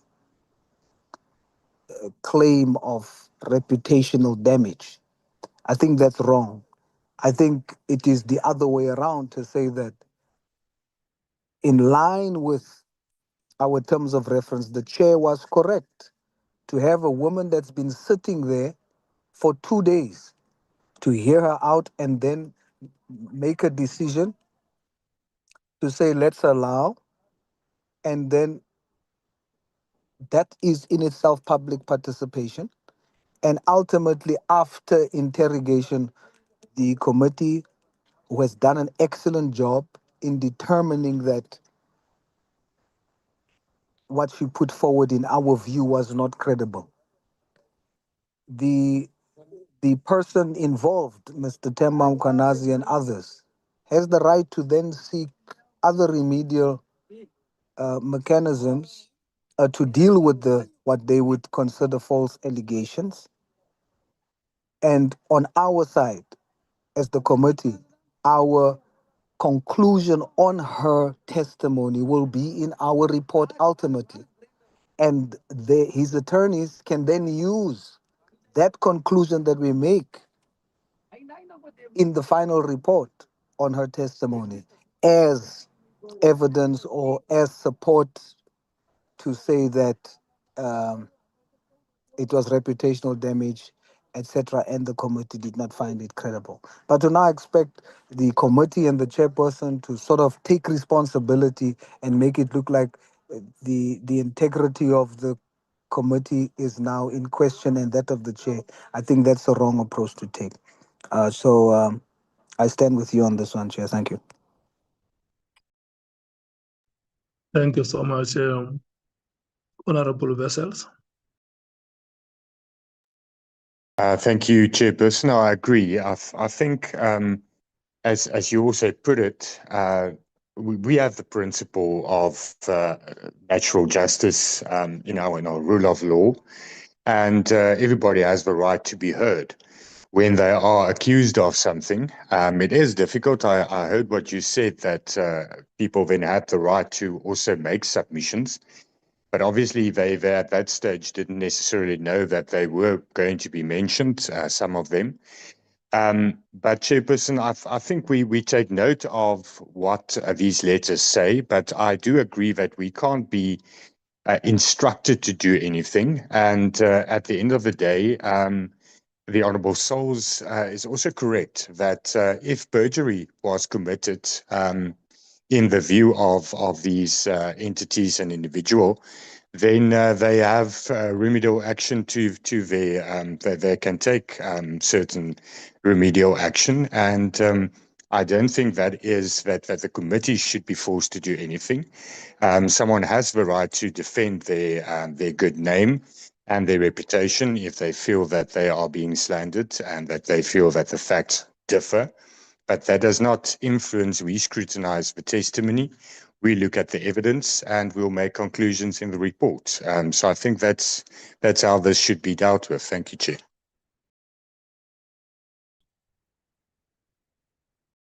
Thank you so much, Honorable Vessels. Honorable James. Thank you, Chair. Chair, I want to say that let's not be too arrogant in terms of how we respond to these media houses. There's absolutely nothing wrong with their request. I think we serve all South Africans, so we shouldn't see it as if though they are dictating to us. There are people who ask us questions who actually does not understand how things actually works in Parliament and our responsibility. I think the response you made, Chair, going in depth, explaining the other avenues that's available to them, I think that is appreciated. I think your response was suffice and it addresses their concerns and their challenges, And it also allows them to continue taking up this matter in other relevant spaces as well. So I think for us, I want to disagree right now. We have said as Action SA, I think from the onset, we needed a forensic investigator to test the evidence. For us to now say, there's no harm in asking all of these witnesses now, because at which point are we going to call it a day for evidence? We then should have done that at the very beginning, because everyone came here and ran their mouth and sat everything, and it is up to us to decide, where the truth actually lies. I think your response, Chair, to this is suffice, and it is appreciated, especially the manner in which you put it. Thank you. Thank you so much, honorable members. Not a single one of us has been afforded an opportunity to ask General Phahlane questions. General Phahlane is still going to come back before this committee. Number one, he's going to conclude the presentation of evidence. And number two, members are going to be afforded an opportunity to ask General Phahlane questions. Throughout the proceedings, if there is a witness, when there was a witness who appeared before the committee, members have always been saying, what evidence do you have? And witnesses will come and say, I have this annexure, I have this and that. So members are at liberty to ask a witness or witnesses any question that they think will help us to realize the terms of reference that we have set.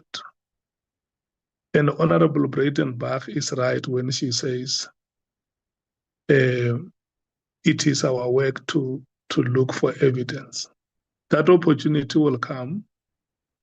We will ask General Phahlane in the same way as Mr. Nkabinde was here and he made similar allegations about that meeting which happened. And Mr. Paul O'Sullivan said it was a bribe. And Mr. Paul O'Sullivan must also be asked. It must not be like we are only asking General Phahlane or Mr. Nkabinde. Mr. Paul O'Sullivan must also be asked, because the allegations are made about an occurrence where he was also involved. So we will probe those matters.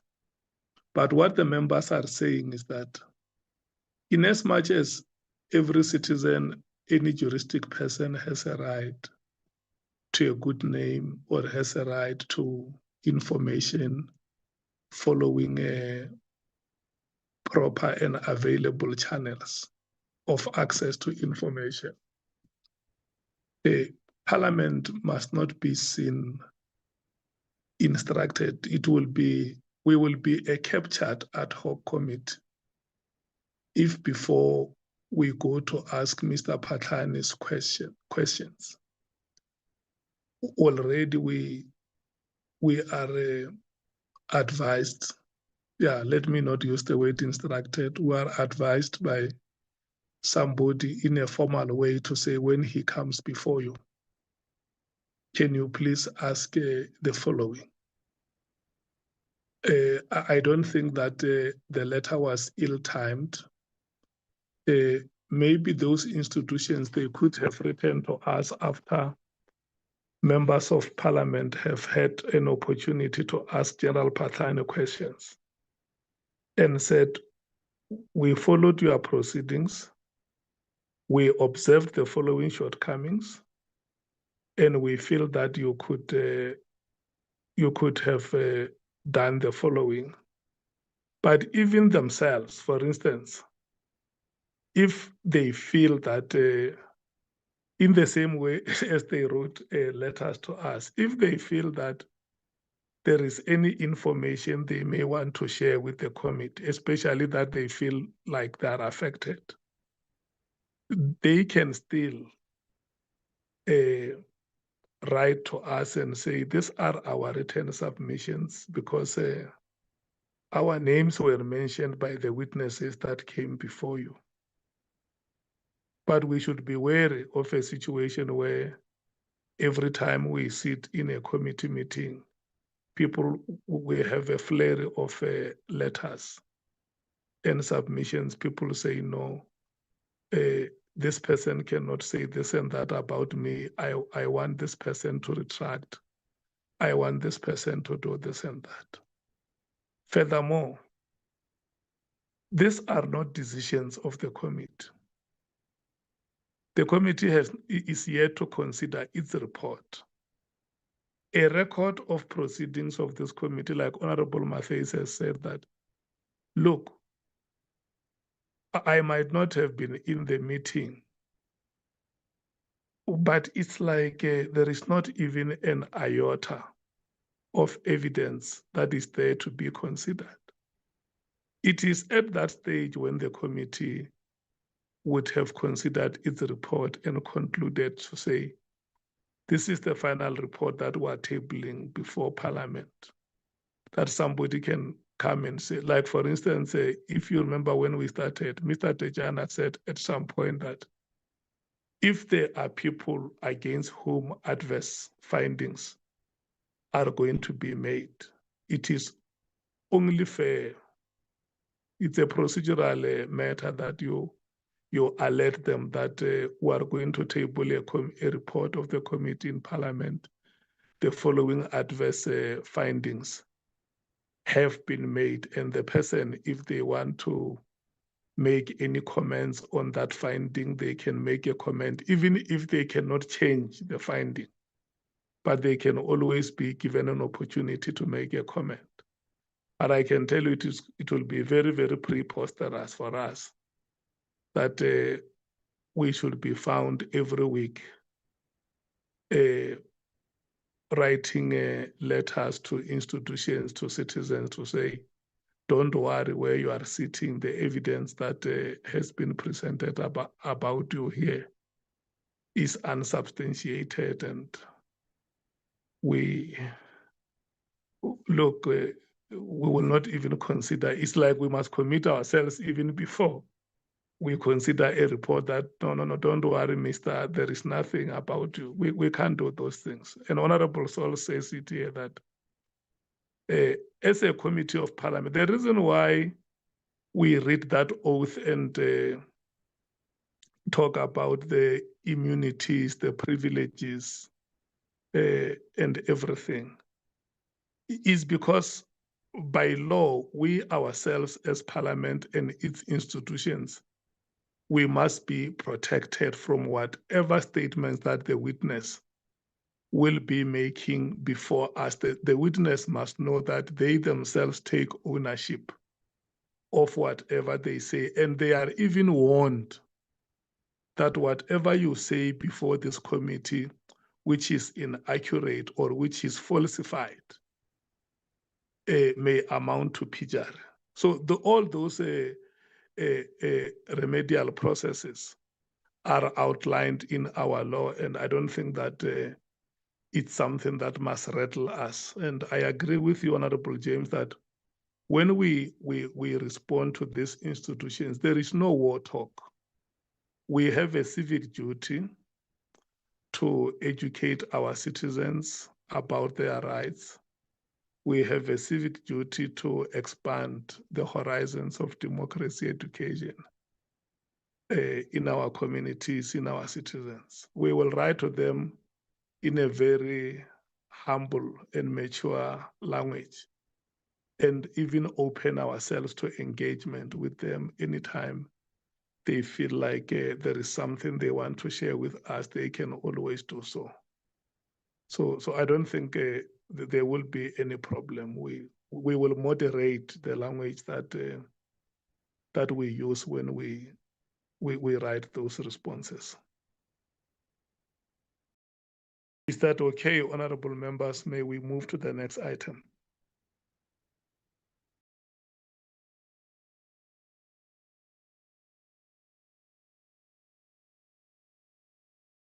Do you want me to come in, Chairperson?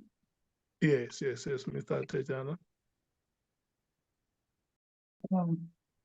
Thanks, Chairperson. Chairperson, the next correspondence is from Lieutenant General Hilda Tumule regarding her appearance before the committee. So, Major General Maga van Rooyen, who is the head of legal services at SAPS, addressed a correspondence to Mr. Ramano on 18 February 2026, in which she expressed her commitment to cooperate fully with the committee.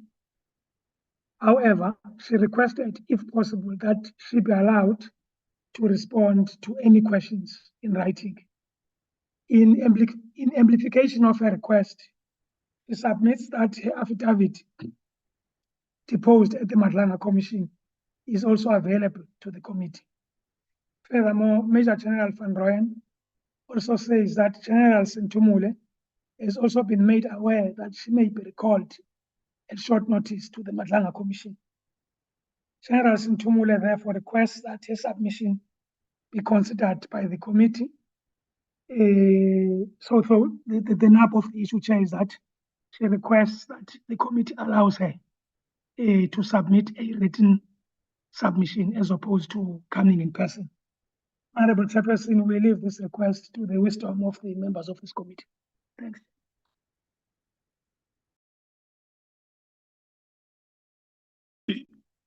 So this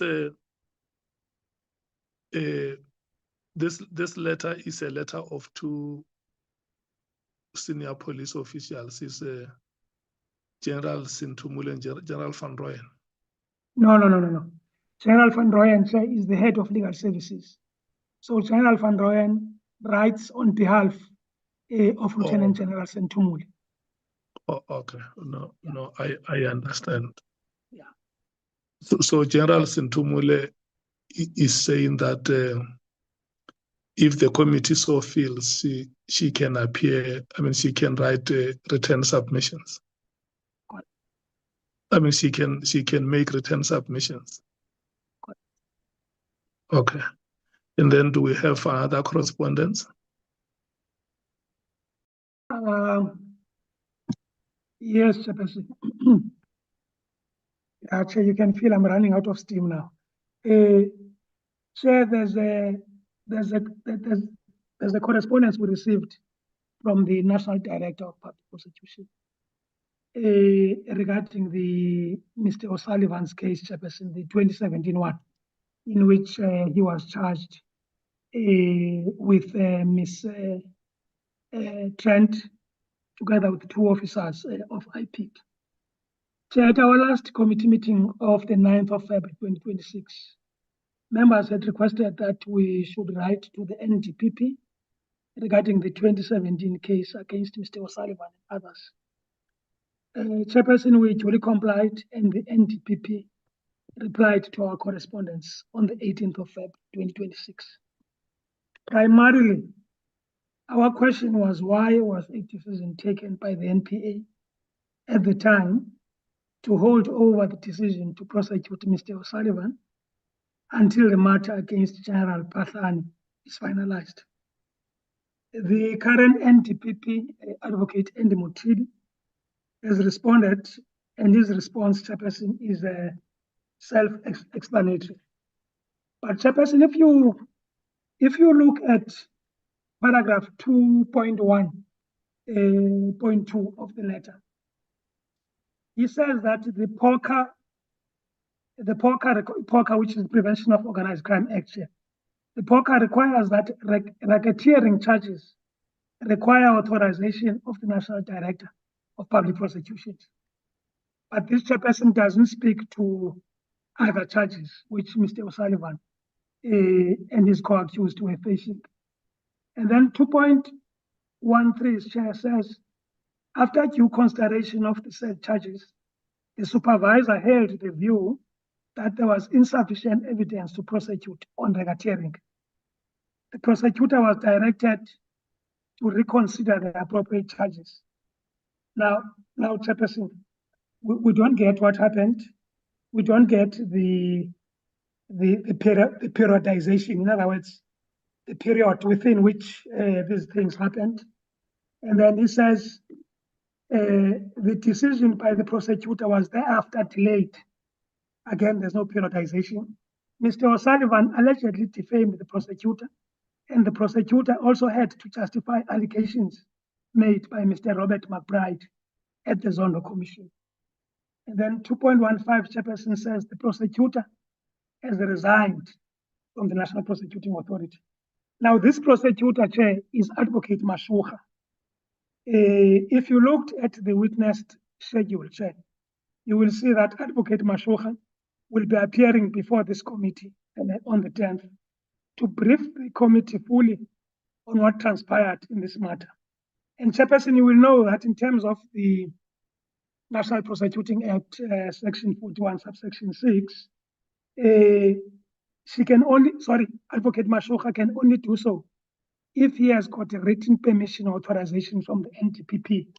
So, Chairperson, on Friday, 20th February 2026, the NDPP wrote to you in which he agreed to grant the written authorization to Advocate Mashukha. And I think, Chairperson, all these questions will then be asked to Advocate Michael Mashukha. We have already written to him. He has agreed to be of assistance to the committee.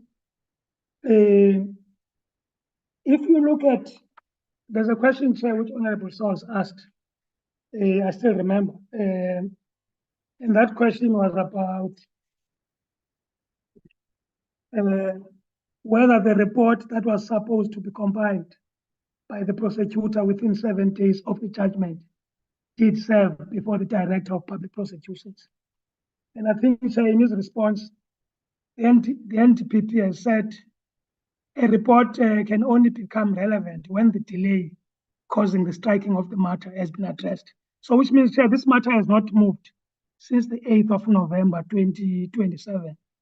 And in reply, he says there was no formal report, as it will only become relevant when it is considered to re-enroll the matter. And then the NDPP Chair says that the ADPP, Acting Director of Public Prosecution, has established that the docket is with the counsel appointed in the civil case and will be assigned to a suitably experienced prosecutor to consider whether to institute a prosecution and whether the case can proceed against Mr. O'Sullivan. Chairperson, let me rest.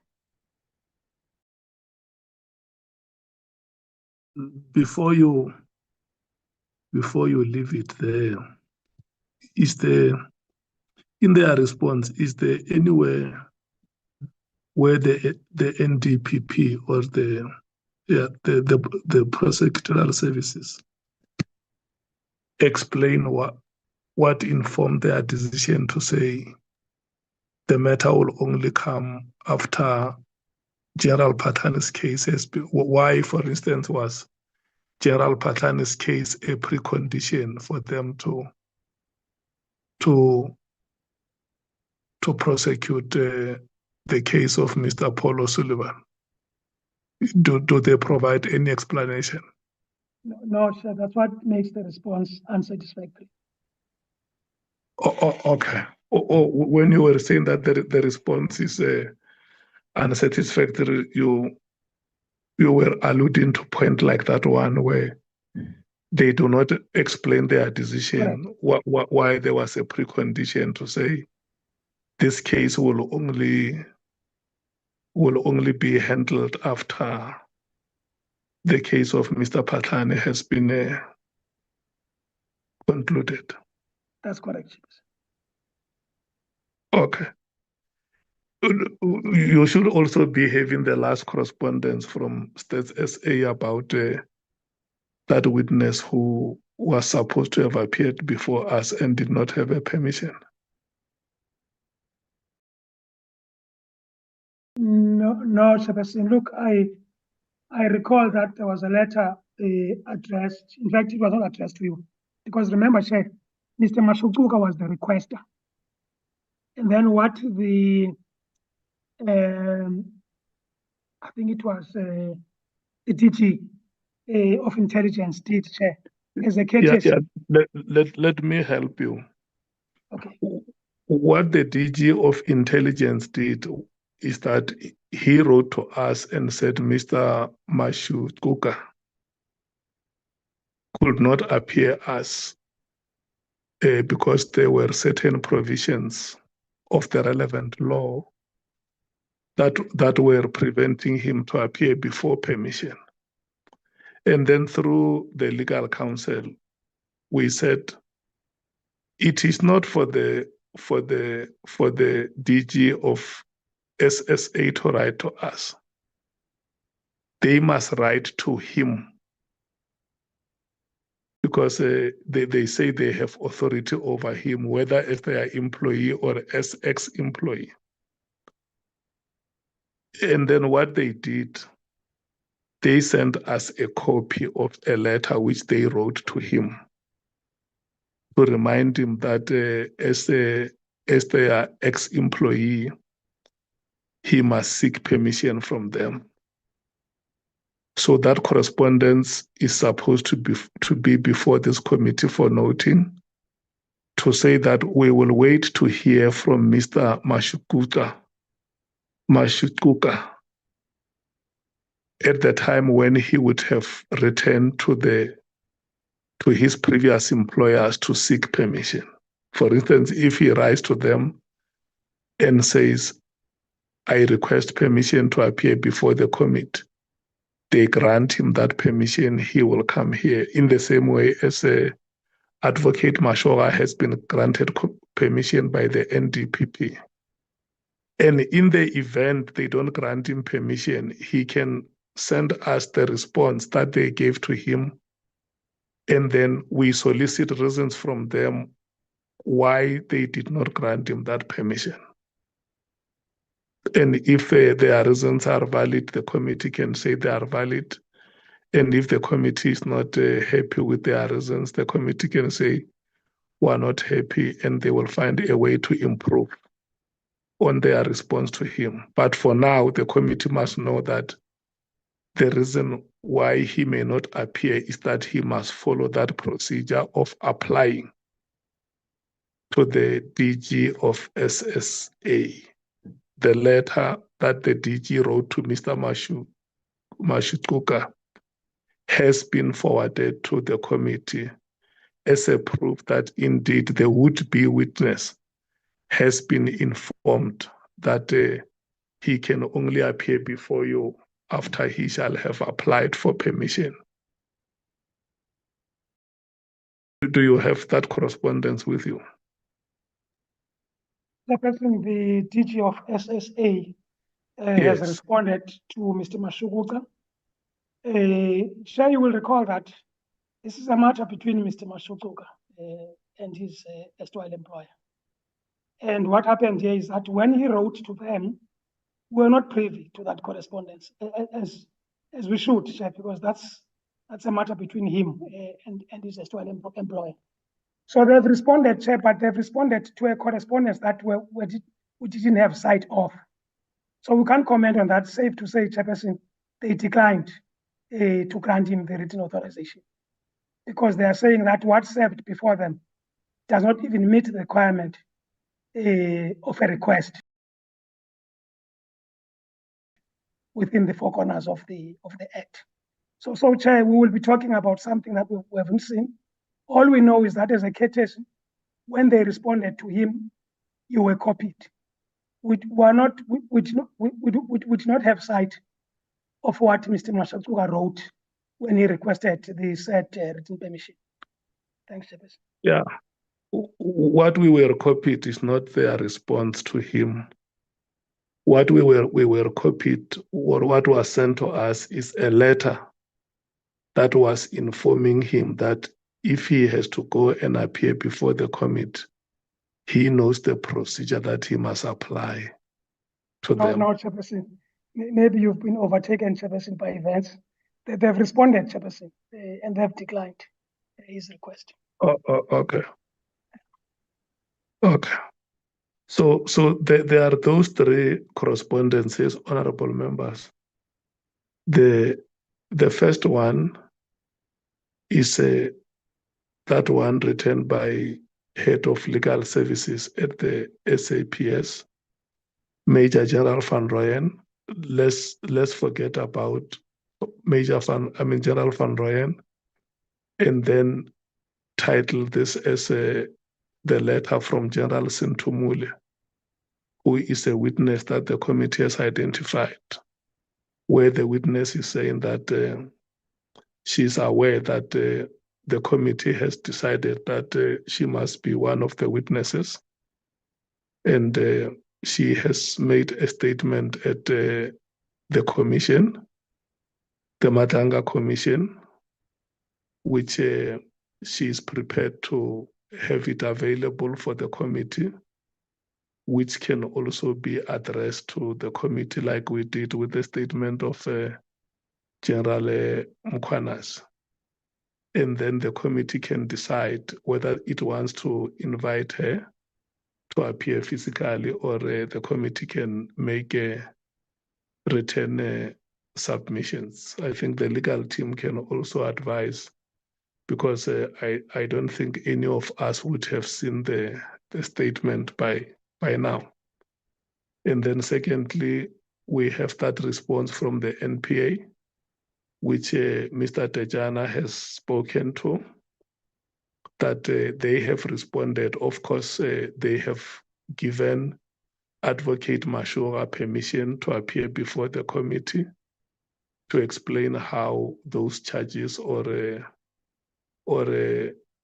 matters were handled before court. I think Advocate Mashura would have been a presiding officer on that matter. The NDPP has given him or her permission to appear before us. But further than that, there are other matters,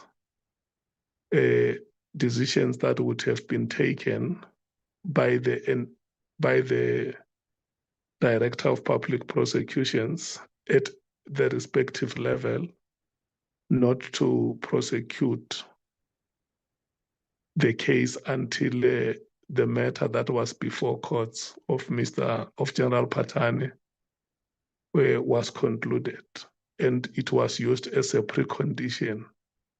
And what Mr. Tejana says to us is that in their letter that they responded to us, they have not comprehensively covered the issues that the committee has raised with them. There is a response, but the response is not satisfactory. And then the last letter would be the letter of Mr. Mashukuta, who was supposed to have appeared before the committee. And then the former employers, that's as state security agents, wrote to him to inform him that he must seek permission from them. So he further reports that they have declined that request, but of course, the witness has not come back to us formally to inform us that I made a request for permission and that request has been declined. So I'm now going to circulate, to rotate those matters for discussions. The African National Congress.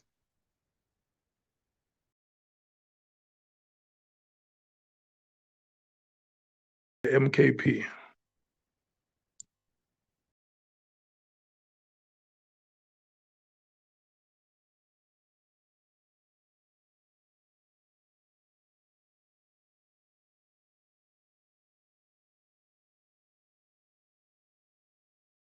The DA.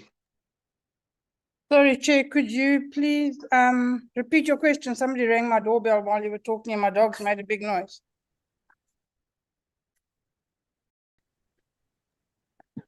No, I'm saying that. Hello, Honorable Skosana, do you want to? Hello? No, Honorable Breitenbach, what I'm saying is that there are 3 correspondences that have been presented before the committee. The first one is a letter from General Sintumule. It's one of the witnesses that has been identified by the committee. She's featured to appear before the committee, I think, on the 2nd week, together with General Musikidi. And then what her plea to the committee is that she has appeared before the Madlanga Commission, and her statement can be available before the committee. And she feels that having seen her statement, the committee can be comfortable with her making written submissions. That is the request that she is making. And then I don't know how long the statement is, because I also know we had similar discussion about General Musikidi, if I'm not mistaken, where the senior counsel advised us that her statement is about 10 or 12 pages. And then the second correspondence is from the NDPP advocate Mutibi, that permission has been granted to Advocate Mashura to appear before the committee. Advocate Mashura was apparently the presiding officer on those cases that involved Mr. Paul O'Sullivan, which the committee wanted to know what happened. So Advocate Mashura has been allocated a day on the schedule that has been presented earlier in the afternoon. But furthermore, there were the letter that the NDPP wrote to the committee, giving further explanation on the matters of Paul O'Sullivan. The sense that we get from the parliamentary legal team is that the explanation is not satisfactory. So we want to hear what the comment of the committee is. And the third and the last of the correspondences is a state security agency, where they wrote a letter to Mr. Mashukuta, informing him that if he is to appear before the committee by virtue of him being the ex-employee of the institution, he has to seek permission from them. So Mr. Tejana reports that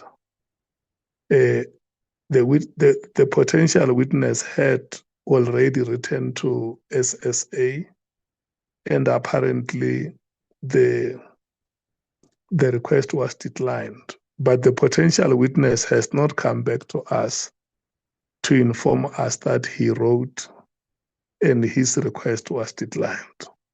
So we will wait for him until he reports back to us that his request was declined. And if there is any way the committee can help, the committee will do so if the law permits. And if there is no way we can help, hard luck. So I'm saying I'm circulating these matters to hear the comments of the members. Thank you very much, Chair. I'm sorry to have to ask you to have repeated all that. So I have no difficulty with the first request. Let us read the submissions to the Madlanga Commission, and then we can take a decision.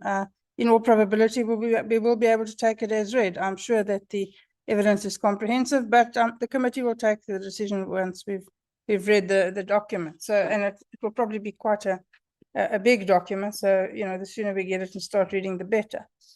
As far as the NPA matter is concerned, Mr. Mashoba was not the presiding officer, Chair, he was the prosecutor.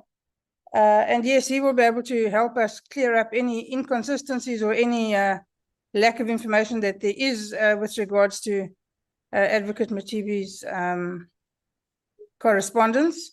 One must bear in mind that Mr. Matibi is both new and has to rely on information supplied to him by other people. Mr. Mashoba has first-hand information. He's the correct person to ask. So when he comes, we should be able to clear up all of the issues that we may or may not have with that matter. So that's fine. And with regards to the third issue,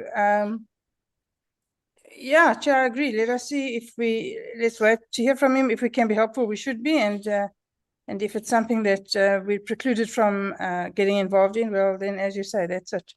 Thank you. Thank you so much. The EFF. Chair, before? Yeah, no, it's fine. Let's hear the EFF. Come back to me. Thank you. Thank you, Chair. Yeah, we will come back to you because at the time we called you, you had gone to Parliament. So we will come back to you.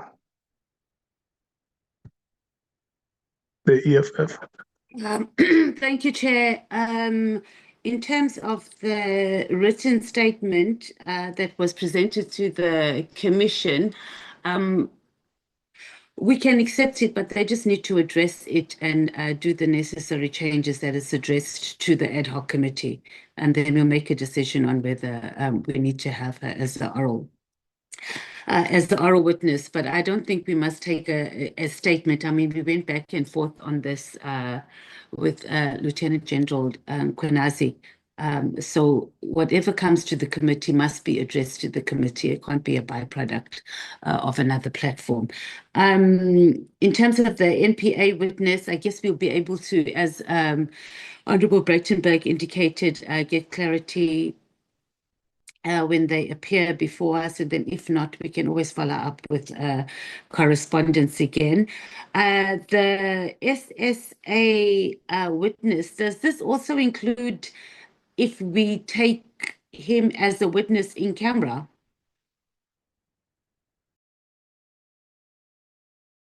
Or is it no at all to make an appearance before the committee, whether it's in camera or not?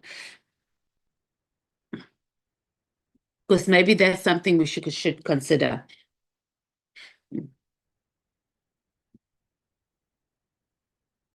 Chair?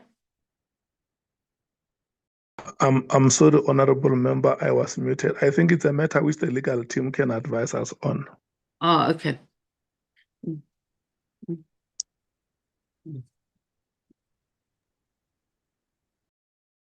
No, Chair, look, it's not about an in-camera, Chair, or not, but he has to get a authorization from his erstwhile employer.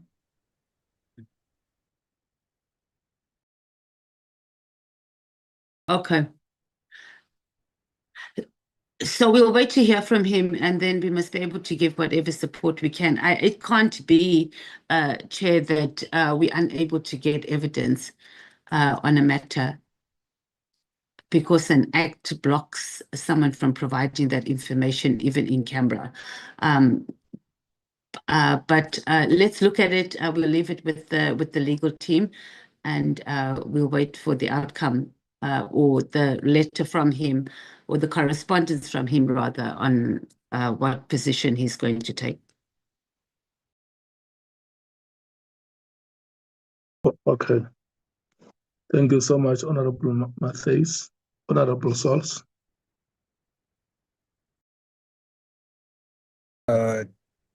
Chair, on General Samantha Mula, I think written is fine, and then we can consider thereafter. The issue on the SSA rejection for the witness to testify, one would think that the natural response to the rejection or the decline would be that the witness now feels that what's the use of further engagement when he was declined, and when he was before us, it was made clear that him giving testimony is dependent on whether or not he is approved. And now that he's been declined, I think he just feels, I wouldn't know, but I'm just assuming that he just feels what's the use continuing to engage. So if that assumption bears merit, then maybe now that we know that he's been declined, and he, instead of waiting for him to respond to us, let us write to him and let him know that we know, and then hear from him what is it that his expectation is, and then see whether there is a way that we can assist. And then lastly, it is good that the advocate is coming to testify, that was involved in the matter with Paulo Sullivan. That's very good. So it will give us some detail on what happened. Just on the issue of the report, Chair, the question that I asked the last time, I heard the response from legal that because of further delays, that report is not available, or my understanding is that it has not even been drafted.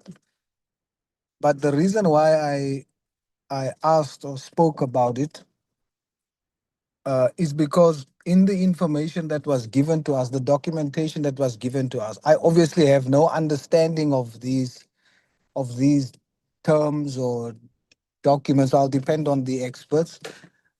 But what I read, and I'm still having it in front of me here, the nature of that order 342A, section 342A order in the Criminal Procedure Act.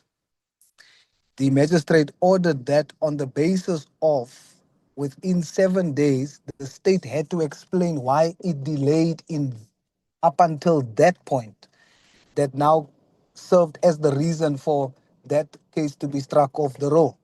So it appears, and again, clarity can be given to me so that I understand properly, but from my reading, it appears that the court was saying, you delayed until this point, and as a result of that delay, this matter is now struck off the roll. So the state must then do a report within 7 days to the Director of Public Prosecutions, explaining what the reasons for the delays was. And it is that stirred my interest to say that report will give some indication of what the reasons for the delays was. So I just want clarity there, Chair, on whether is my understanding correct, or is it as put here now that the report is not there, it hasn't been done as the magistrate ordered because there was further delays, or was the report to explain the delays up until that point? Thank you, Chair.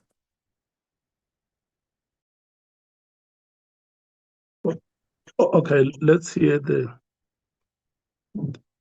comments of Honorable Vessels and Honorable James. I will allow the legal team, Honorable Souls, to clarify the matters that you raise. Thank you, Chairperson. With regards to the first issue, no problem with the giving regard to the written submission and then taking decisions on that. The second issue, I also don't have any input on. The third issue with regards to the NPA witness, if I understood the feedback correctly, the disapproval by SSA was only based on the fact that he only sent a WhatsApp to seek approval, and that's not the correct format. So it's a format issue. It's not a substantial issue. SSA has not declined, as I understood, his request based on substance. So maybe just to get clarity on that, that's why I understood it, and that's why he should now seek approval in the correct format and then take it from there. If I'm mistaken, we should just be clarified. But that's my input. Thank you, Chair. Thank you, Honorable Vessels. Honorable James. Thank you, Chair. Chair, on the first issue pertaining to General Sentimula, I think we need to be thorough and consistent. And before we can actually maybe take a decision on whether we'll accept a written statement, let's maybe first look at the weight of her statement and what is in there. We need to remember that I think she's a deputy national commissioner. This is a deputy national commissioner. I think some of the allegations was pertaining to the instruction to collecting those dockets from General Mkhwanazi, if my memory serves me right. So I Yeah, think let's look. I'm not sure. She's under General Sibia's line of authority. Yeah. Her position reports to that of General Sibia. Yeah, so she's quite senior within SAPS. I think her name came up from the very first witness that appeared. And we have no problem, as actually say, getting a written statement. But before we can conclude and to say that, let's wait on the statement first, read it, see what it's linked to, and then make a decision. So that's pertaining to her. With regards to the NPA matter, ek moet nog my kop hier omkry. I'm not sure. I can't give input on this as I don't have a complete understanding of how things are actually working right here. So I need to do a little bit of research there. With regards to the witness, the SSA witness, let's wait to hear from him.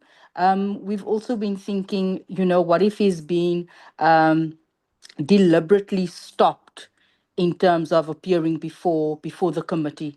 But let's wait for his correspondence to us and we look at why he was actually granted permission in the first place before he was stopped, and we'll take it from there. Thank you, Chair. Okay. Honorable Skotana, you are the last.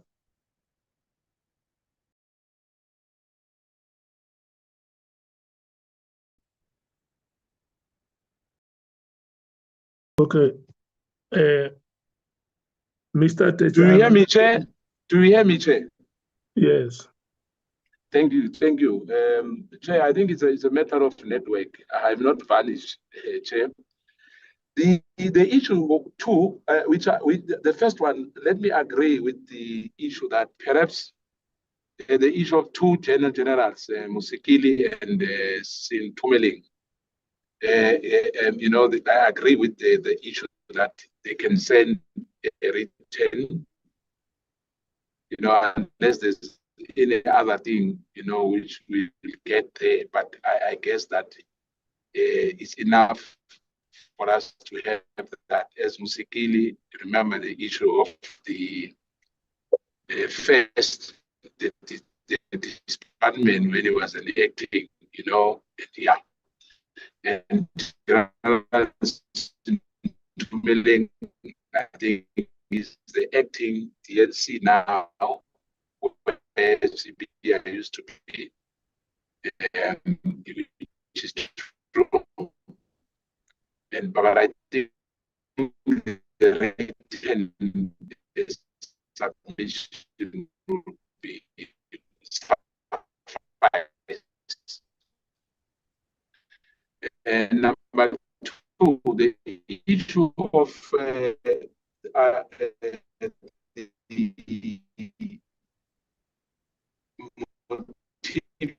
agreeing, I want to welcome that at least we honorable member, we are struggling to hear you. For once who will give us some information about Paul honorable other issues as well, not necessarily judiciary was cited, so I want to really appear before us. The network. Yeah, what I'm saying is I hear you, Chair. Yeah, this is the only time that we can hear you. All the time when you spoke, we couldn't hear you. Oh, let me just be quick then, Chair, before the network fails me again. I'm saying I agree with the issue of the advocate that at least we'll have one prosecutor. And then the other one that I agree with the issue of the two general sending a written statement. Number three, the issue of the which Honorable Wessel said that the only problem which the other gentleman who came before us, who used to work for SSA, only send WhatsApp. Perhaps if he has to be helped, if he needs help, for him to do the writing and make that application, because we need to know exactly what he wants to tell the committee and the country at large. Because I was afraid that, even if he wants to get married or when he passed on or whatever happened, he must go and get a written, approval. He will need a written approval from the DG. I don't think it's fair. Hopefully, he will do the writing now and write, and perhaps the response from the DG will be positive. I thank you, Chair. Okay, thank you so much. Mr. Tejana, did you hear the questions that Honorable Souls, Honorable Vessels, and Honorable James wanted them to be clarified? Chair, look, I think I had the one from Honorable Souls, but I think I missed Honorable Vessels and Honorable James. Chair, what I can say, Chair, is that if you look at the NTPP letter, Chair, particularly paragraph 2.23, what it says, Chairperson, is that the report itself, Chair, was about explaining the causes of the delay. And then what? Sorry, there's interference. Telana, I think Telana is interfering now. Telana, switch off your mic. Telana, could you please switch off your mic? Okay, thanks.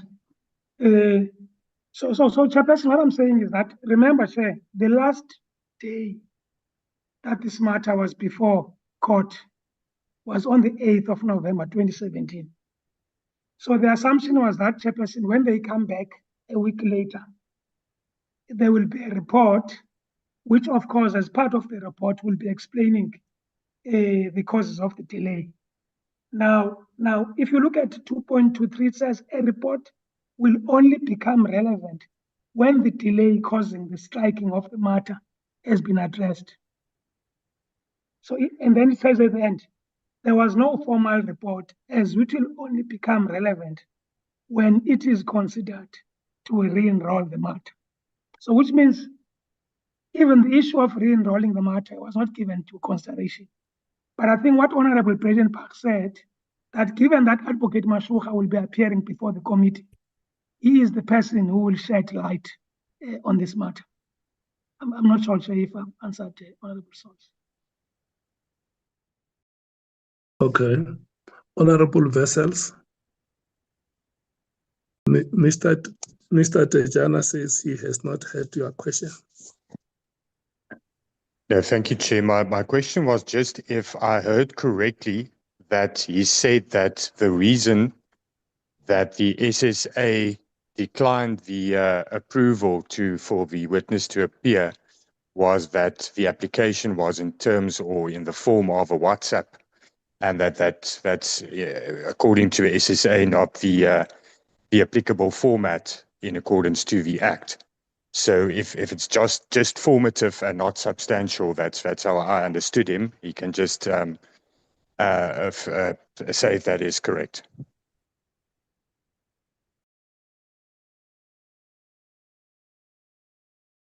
Mr. Tejana? Hi, Chairperson. Yes, Chairperson. So, Chair, what happened is this. When Mr. Mashukuka submitted, his application to the DG of SSA, we were not copied in that application. So we don't know, Chairperson, what he wrote there. The only thing that happened is when they responded to him, we were just given the courtesy of being copied in their response. So the response merely says that even what he wrote to them does not even fall under the category of, strictly and legally speaking, of a request, I mean, in terms of the act. So the issue is this, Honorable Vessels. We don't even know, I mean, what he put in when he wrote to them and so on and so on. We can only know that if he can come back to us and of course, if we can have sight of his correspondence. Okay. Honorable James. No, Chair, I think I'm fine. I didn't ask a question. I just was trying to remember what the allegations were basically against General Sentimule. So I'm covered. I just said that let's wait to get a statement. I don't think there's much there, and let's take a decision at that point. Okay. Thanks. Honorable members, the summary is as follows. The Chair, request, Honorable Matthews. sorry, it's just on the NPA matter. Chair, can we make a decision that we contact him directly instead of just waiting?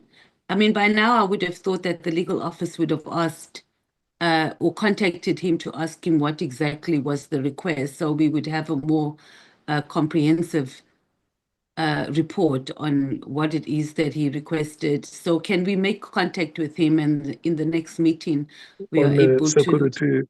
State security agents. Yes, please, because we can't be waiting. Not NPA. Not NPA. Oh, sorry, yes, not NPA. I beg your pardon, Chair. Thank you for the correction. Yeah, the State Security Agency. So let's make contact with him and ask him what's going on. It doesn't make any sense that we wait and we have an incomplete report before us. Thank you, Chair. Okay.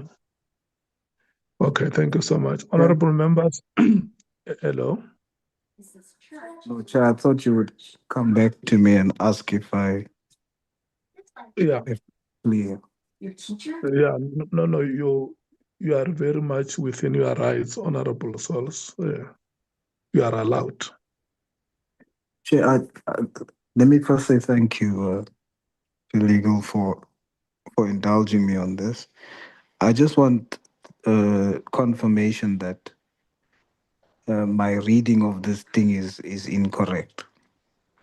The section 2.2.3, again, my reading in my mind, it is a report will only become relevant when the delay causing the striking of the matter has been addressed. In other words, what that sounds like to me is the magistrate gives an order to say that a report must be done within 7 days explaining what caused the delay. Now, when this report is there, then another report is required before enrollment. And that report is dependent on the investigation to be finalized on what has been said in the previous report caused the delay. You see, because it says the delay causing the striking of the matter has been addressed. So we then have information as to what caused the delay. Now, what caused the delay has to be addressed.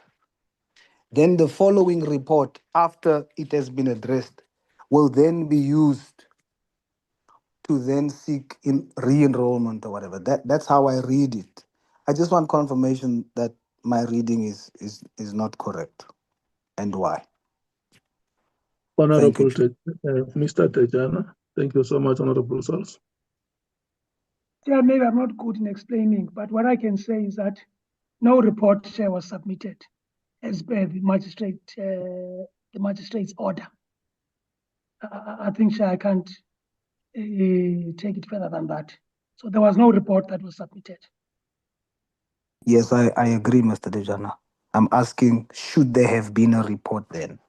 Because then, yes, then that also becomes a question, you see, when the advocate appears or when we deal with the matter, then it becomes a material question to say, why wasn't the magistrate's order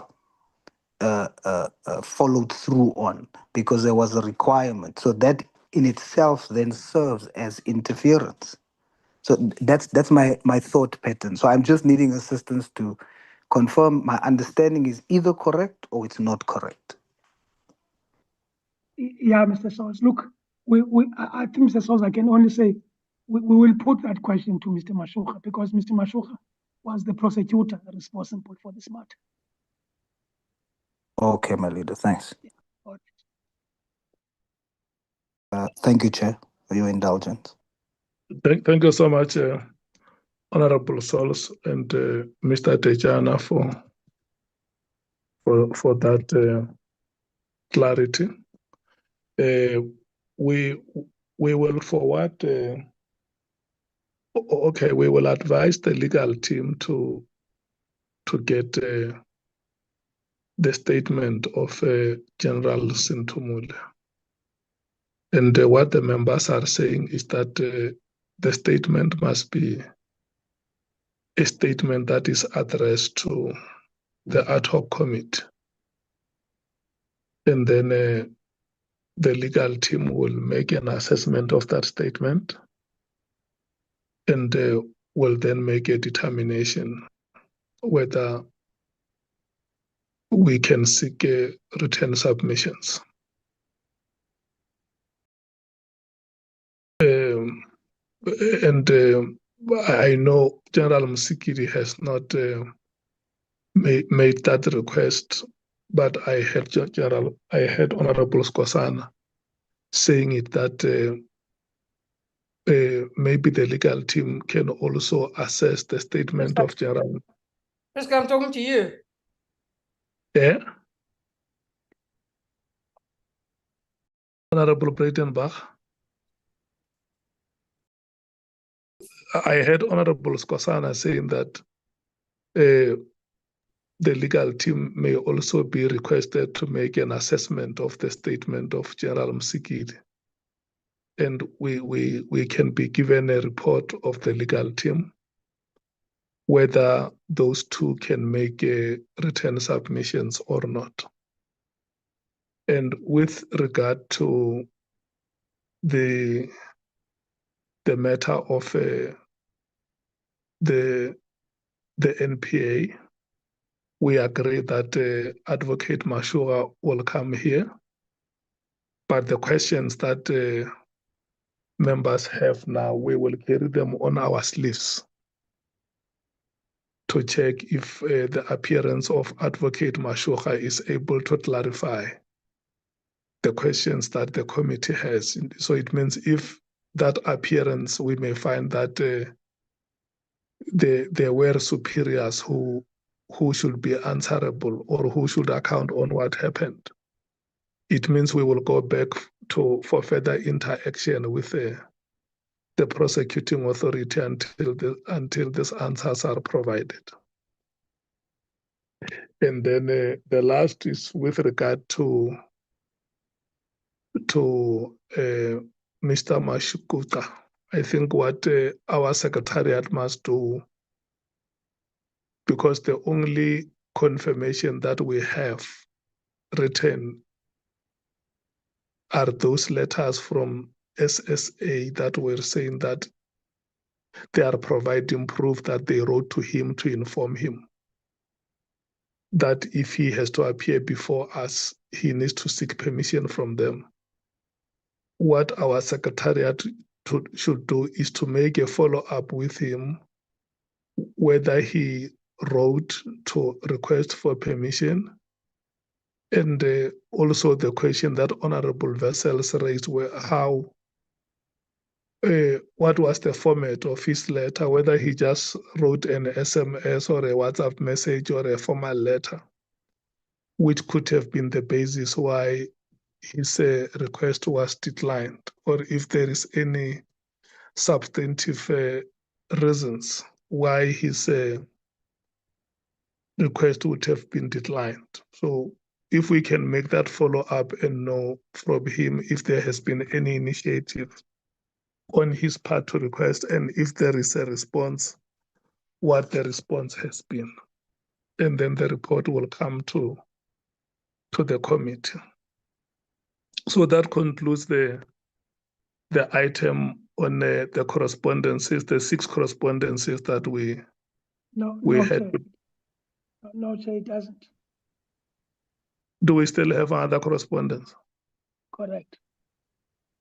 What is that one? It's from Mr. Paul O'Sullivan. And Okay. so what happened, Chair, you'll recall on the 11th. Is it the last correspondence or we still Yes. have? No, it's the last one. Okay. Do you want me to proceed, Chairperson, about it? Yes. Chair, perhaps before I forget, Chairperson, just to close off on the issue of questions to the President, and I'm sorry, Chair, to do this to you. I'm worried, Chairperson, about the deadline not being finalized in this meeting. I'll tell you why, Chair. We have been given an extension up until the end of March. And end of March means the submission of the report to the House. Doesn't mean that by the end of March we should still be hearing oral testimonies. Now, my main worry, Chair, if you're dealing with 122 questions, as we currently have, you would at least, Chair, to give the President a week at the minimum to respond to that. And Chair, those responses will fit into the report of the committee. So I'm worried, Chair, about the fact that we're merely saying, no, we're sitting this week. People can look at the questions and without putting a deadline, Chair, because our view was that during the course of this week, those questions must be dispersed to the President. And then, of course, as we said, Chair, 122 questions, reasonably, you would at least, at the minimum, give the President a week. So our main worry, Chairperson, is that witnesses are being scheduled up until the 2nd of March, and we presume that the remainder of the 2 weeks will be about report writing, toing and froing, members, panel pitching this and that. And we're worried, Chair, we're concerned, Chair, that no deadline is being put. Chair, let me speak about the last correspondence. The last correspondence, Chair, you will recall that at our last committee hearings, when Mr. Paul O'Sullivan was appearing before the committee, that was on the 11th of February. There was a DSO dossier that was circulated by Honorable James. So Mr. Paul O'Sullivan has written to us saying that the name of the person who is mentioned there is someone who was persuaded by Mr. O'Sullivan to turn as a Section 204 witness. And Mr. O'Sullivan's apprehension or worry is that if that goes into the public domain, the person affected, the person, can even be at risk of being murdered and so on. He raises a number of things, Chairperson, but at the end, he makes a request. I'm assuming, Chair, that members went through this mail. So at the end, Chair, he makes an urgent request. He says, as a result of all of the above, I humbly and urgently beseech you to have an off-the-record meeting with all members of the committee who may have been provided the document, Ms. James, unlawfully published. At such meeting, require all of them to destroy the unredacted version of the document, Ms. James, unlawfully published. Since I do not want to be accused of trying to cover up the document itself, the said members could be issued with the attached redacted version, because he sent us a redacted version, which will ensure the protection of the safety of the person that I turned into a valuable witness to help take down an international drug cartel. Finally, when transcribing the record of the meeting of the 11th February 2026, to have the said transcription redacted, to remove the name of the person mentioned by Ms. James and inadvertently, repeatedly mentioned by me, which is Mr. Paul O'Sullivan. Again, this is necessary to prevent a possible murder. So that's what Mr. O'Sullivan says. But It's just that my main worry, and personally, is that it seems as if that ship has already sailed, because I think the document is in the public domain already. But Chairperson, I leave it in your capable hands to deal with it. Thanks, Chairperson.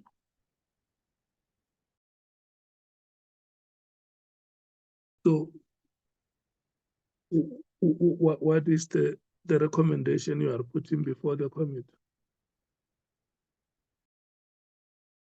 Look, Chair, I've always, in fact, Chair, it's not a question of I've always. The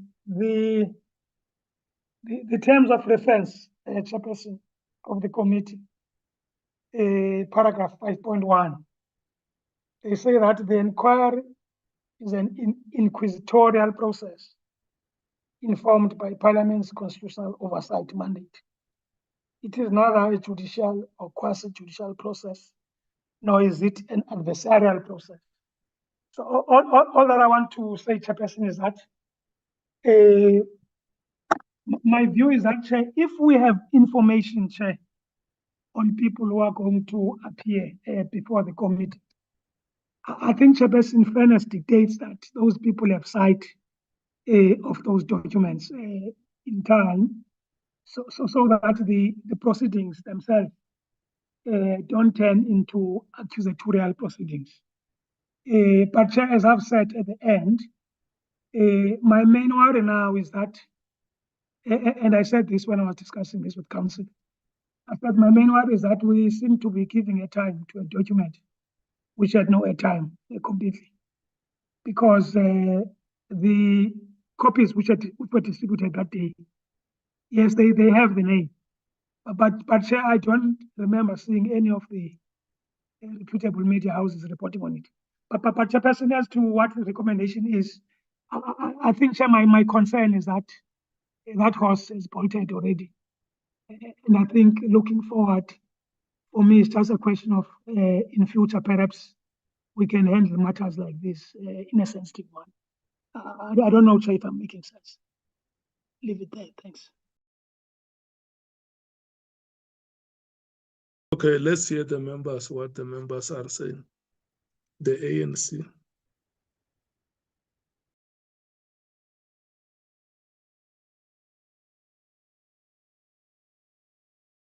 The MKP.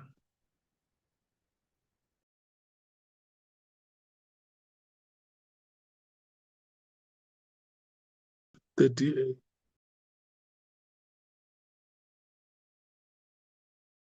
Yeah, I don't really have a view. I haven't had sufficient time to consider it.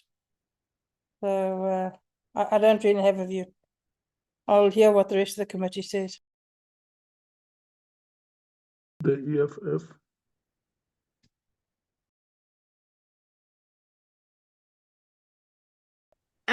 Chair, I don't know what or what decision we need to come to now as a committee, but I do think going forward, what we can agree on is that whatever additional information we might have, that we send it through the evidence leaders, etc., and that would be in the interest of fairness. But that's also with the understanding that sometimes during our sit-ins, or during our sit-ins rather, people send us information, and yeah, sometimes we press for time, or the moment is there. But I think just for us to be more disciplined, and perhaps we just process the matters with the evidence leaders, and maybe we could even take a 5 or 10-minute break when we do get that information and be able to deal with it. But regarding the actual matter that Paul O'Sullivan has raised, it's something that we also as the EFF would need to apply our minds. Thank you, Chair. Patriotic Alliance. Chair, I don't think we need to have a sit down with Mr. Paul O'Sullivan and destroy the document in his presence. I think I disagree with that. But we focus on the reason for such a request is to protect a 402 witness. So maybe we should consider it from that angle. What protection is necessary? His request is destroy the document. So, and then if the document is published, so we destroy the version we have. But if the document is published, so he's not against the document being published, but if it is, it must be done in the format that was sent with the 402 witnesses information hidden, so that his name and that is scratched out. So I think it's just a matter of being clear that Honorable James was not wrong in producing the document, because it was part of the interrogation and necessary for him to respond to that. But in the concern of post the engagement, to protect the person mentioned in there as a 402, it should just be said that if it is published thereafter, I don't know if Honorable James published it, but if it is, then the version of the document published should be the one that has the 402 witness scratched out. So without having to sit with the whole committee, to sit with him and destroy in front of him, I think the protection of the 402 witness is the concern, and that approach, I think, should suffice, Chair. That's my submission. Thanks.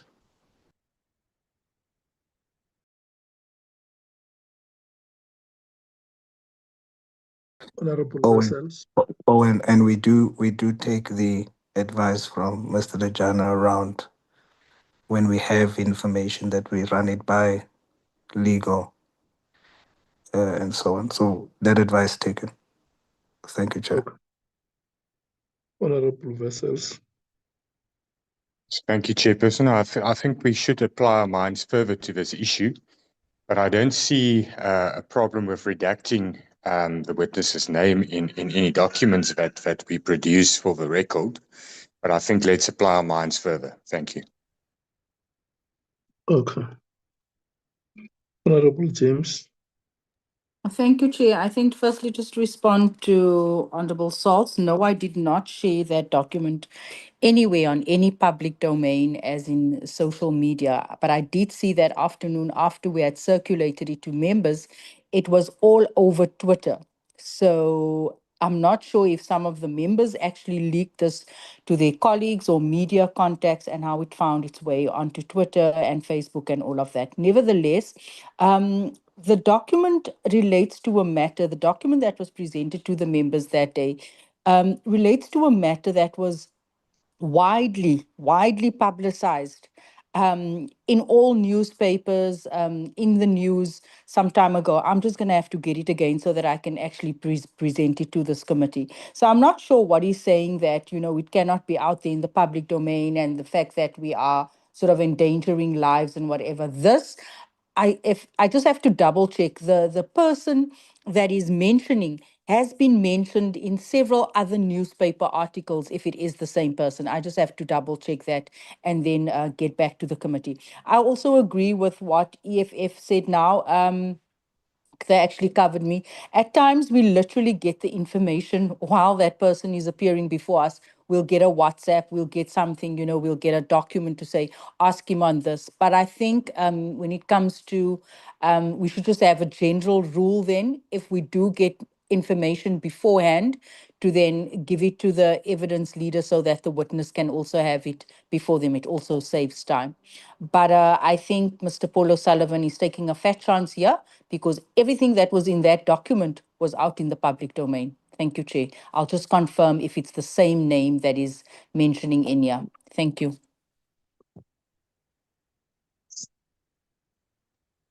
Thank you so much, Honorable James. Honorable members, let's take Chair, don't forget about me because of the network. Sorry. Okay. Honorable Scosan. Thank you, Chair. I'm sorry, Chair, I'm struggling here. But I just want to say as well that the issue, I agree as well with, you know, a lot of my honorable colleagues here. You know, Matthias has put it nicely, and Saul and the honorable James and Vessel, everyone here. But we cannot allow as well, you know, Paul also Sullivan to dictate terms like he is alleged that he was doing with the security cluster. You know, if there's anything which is wrong as well, because it's coming back, yeah, you know, we are going to ask him question, Chair. For him to say that he's in danger, he's been saying people want to murder him. You know, Chair, you know, we can't be taken for a ride by Mr. Paul also Sullivan. He call us names. You know, anyway, I'll have my chance because the thing which he said on the media, you know, and he has to account for that. He is taking us for a ride in a very, very serious note. He thinks that we are a joke.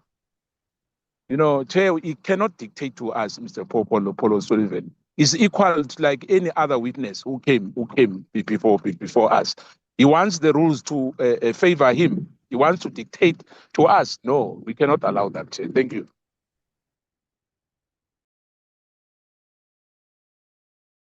Okay. So, honorable members, let's agree that is this hand that is up yours, Honorable Skosana? It's a legacy hand, Chair. Thank you. Honorable Matthias, your hand is up. Yes, Chair, it's not a legacy hand, and I'm so sorry to do this.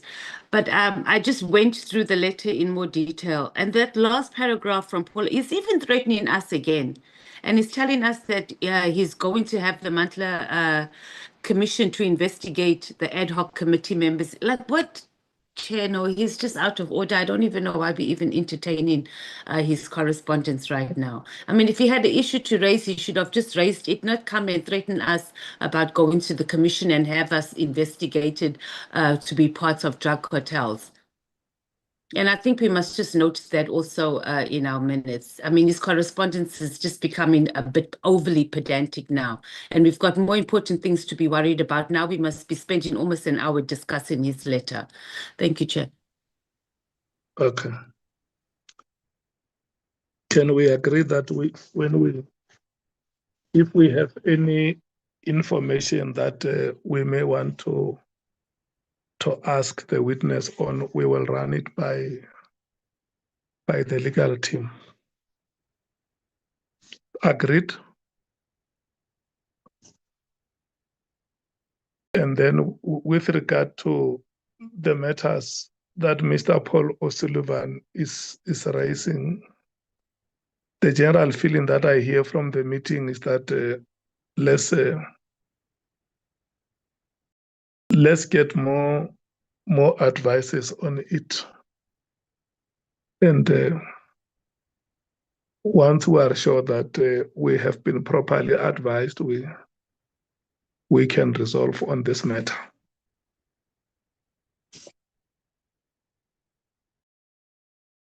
Agreed? Agreed, Chair. Thank you so much. Can I check if we still have a quorum in the meeting, because we must now go to the minutes?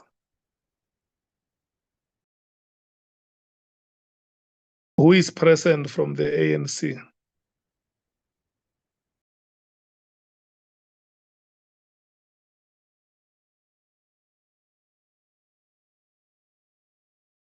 None. MKP? Thank you, Chair. And I guess they've sum it up because we spent too much time on Paul Sullivan once again. From Yes, MKP. but you are present. You are present. DA? It's myself, Chair, Mr. Cameron and Mr. Klopper. Okay, it's 3. And then EFF? I'm here, 4. Matthias and Honorable Malemba just had to step out. Yes. So, Honorable Souls, you are here is 5. Am I correct? Yes, sir. And then in the absence of Honorable Mngango, Honorable Vessel steps in. Am I correct? I'm here. Yes, Chair. Thank you. So it's 6 plus the chair. We have 7 members, so we can adopt the minutes. Pilot, honorable members, the minutes have been circulated with you for about 2 weeks. What I'm going to do, I'm just going to take them date by date. Pilot, can you flight the first set?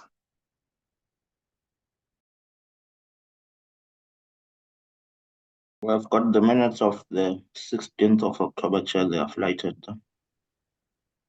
Oh, okay. I think what you should do, you just say I'm on page 1, page 2, page 3 until the last page, and then we move for adoption. Chair, we've got page 1 on the screen. We are on page 2 and page 3. Okay, can I check if there is any mover for adoption?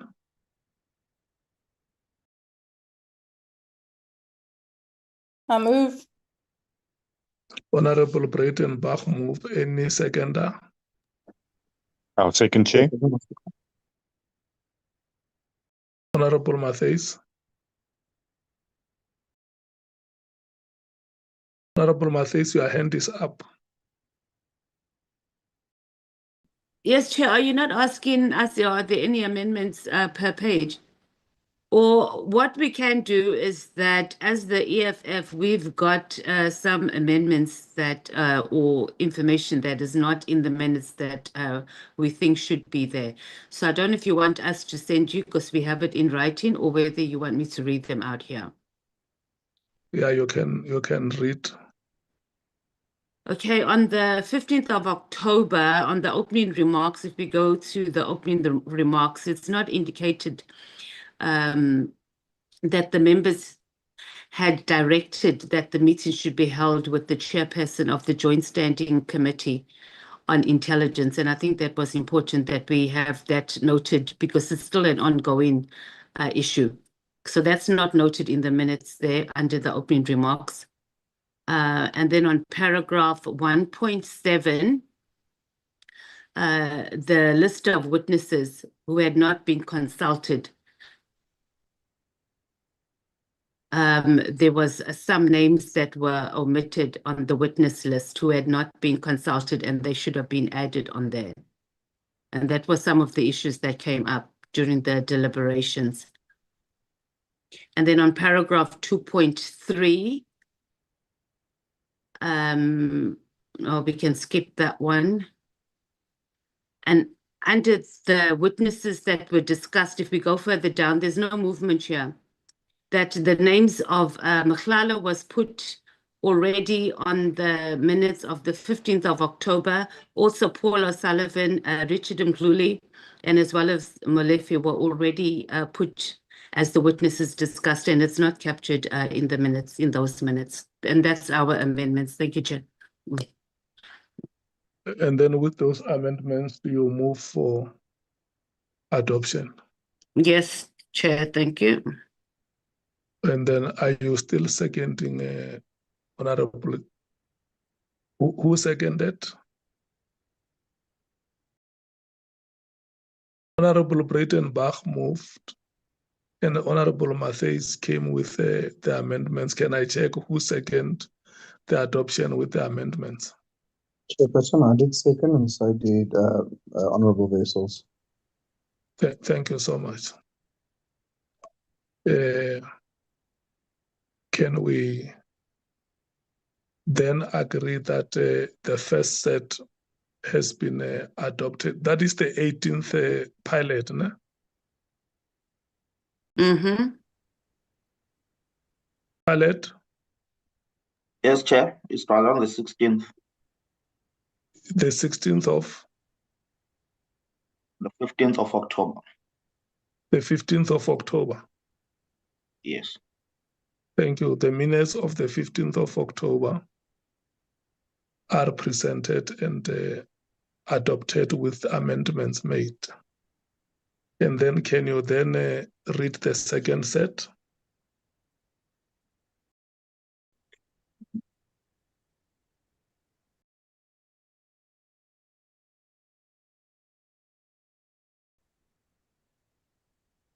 We have got on the screen the minutes of 29th of October, Chair.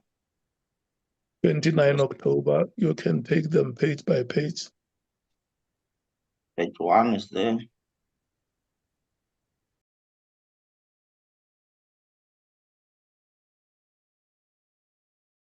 Page 2. Page 3. Page 4.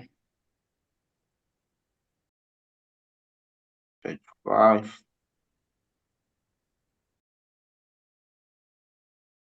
And then page 6 is the last page.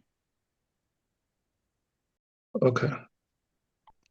Can I check if there are any corrections or proposed amendments?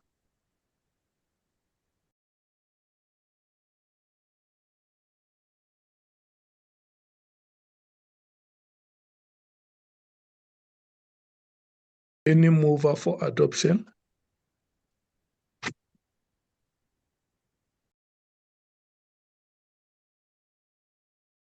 I'll move. Honorable Breitenbach moves. Any seconder?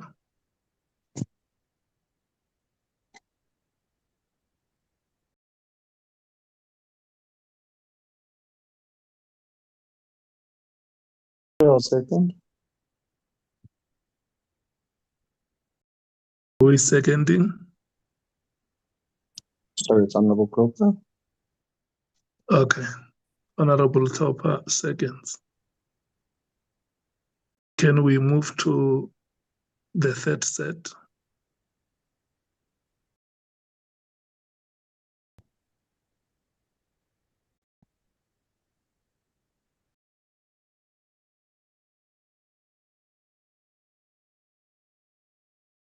We've got the minutes of 10 November, Chair.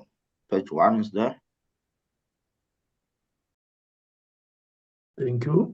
Let's proceed. Page 2.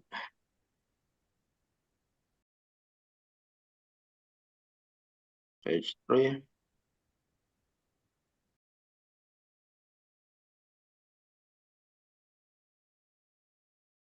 Page 4.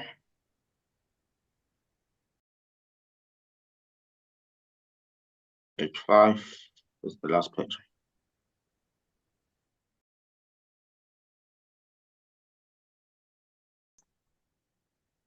Okay.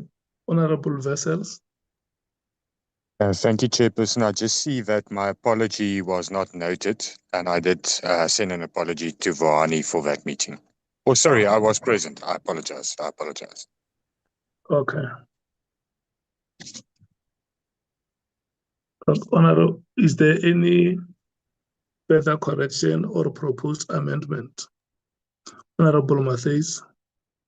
Thank you, Chair. It's just a typo, really. Paragraph 2.3, but maybe not. You've got Honorable Nhlanhla 2.3. So that needs to be fixed. Okay, and with that correction, you move for adoption. No, I do, Chair. Thank you. Okay, any seconder? I will second, Chairperson. Thank you so much. The minutes of the 10th are adopted. The next set, Mr. Pallet.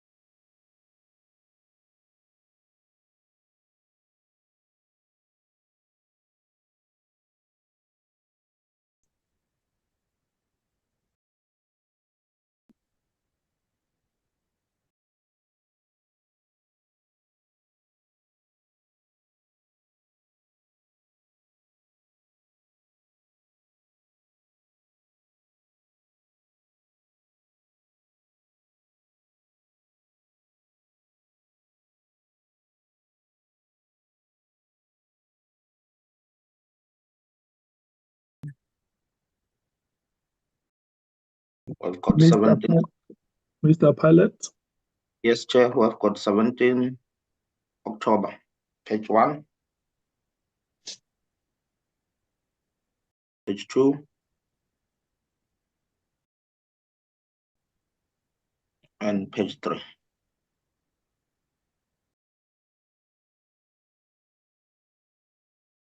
Okay, that is the last page. Yes. Any corrections or proposed amendments?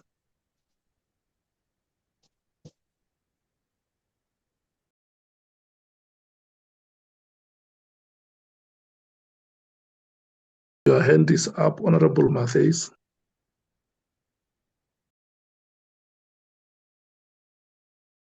Legacy hand, Chair, sorry.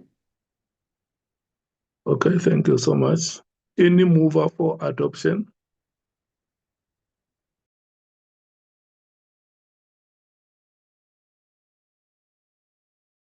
Chairperson, I will move.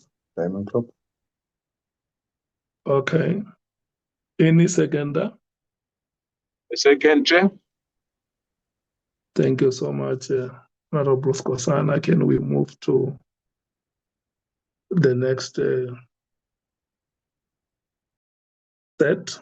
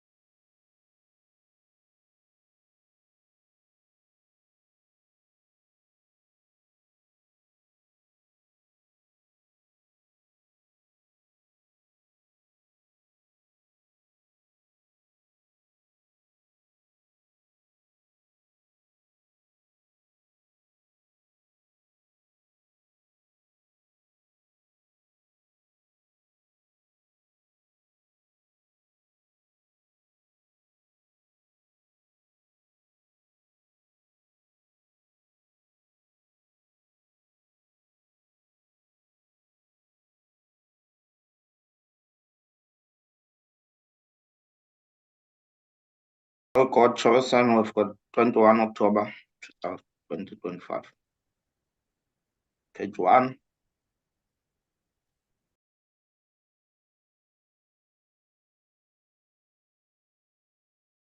Page 2.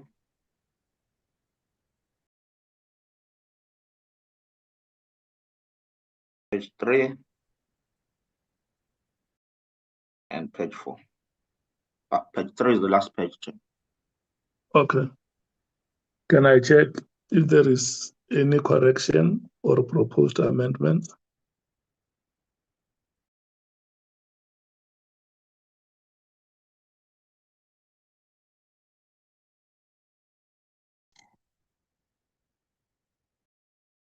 Okay, any mover? I'll move, Chair. Thank you so much. Any seconder?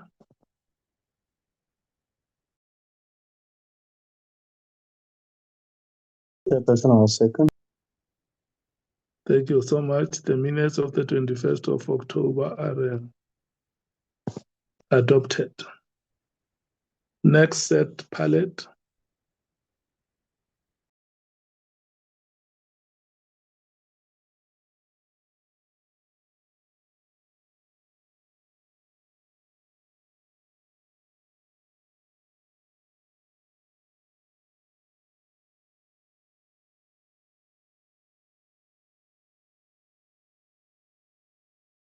October, Chair.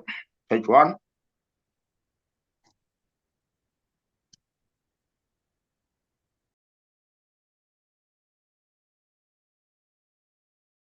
Page 2.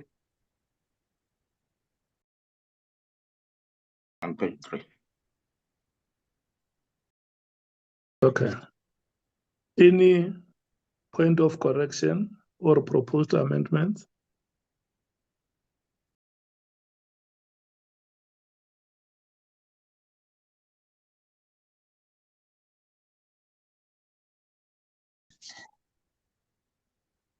Any mover for adoption?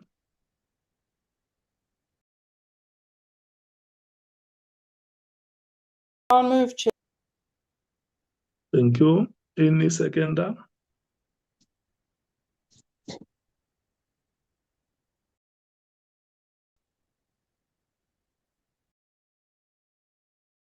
Chairperson, will second.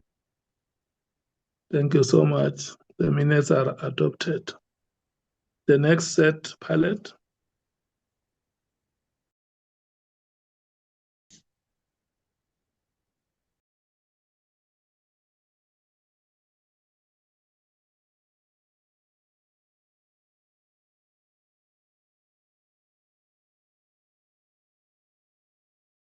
November, Chair. Page 1. 24 November. Yes.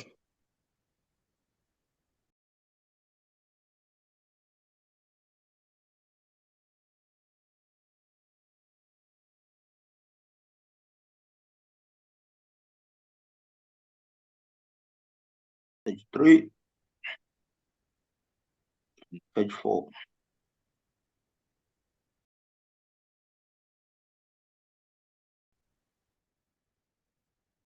Any correction or proposed amendment?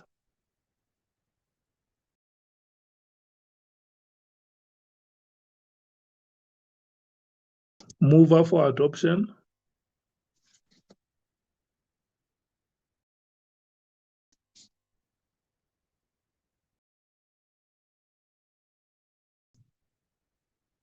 I'll move, Chair. Thank you. Any seconder? I'll second, Chair. Thank you so much. Next set.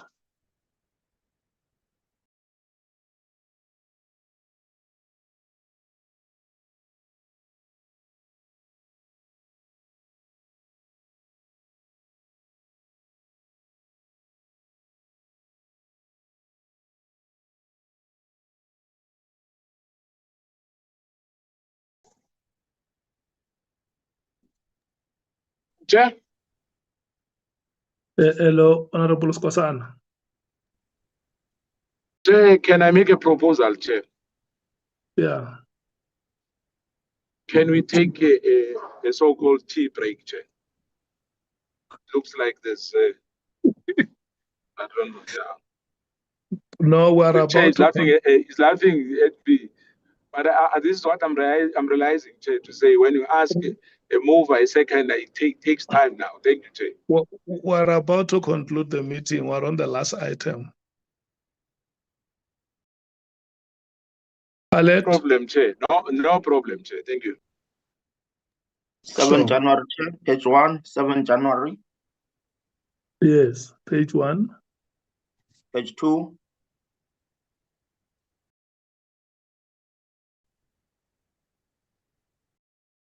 Page 3. Page 4. Page 5. Page 6.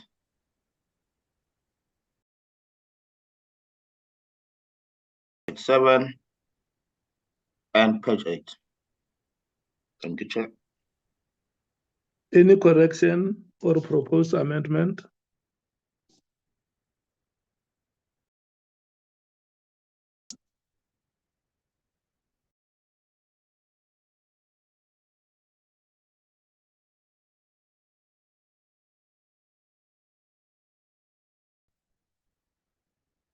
Any mover for adoption? I'll move, Chair. Any seconder? I'll second, I'll Chair. second, Chair. Thank you so much. The minutes of January 7, 2026 are adopted. The next set palette.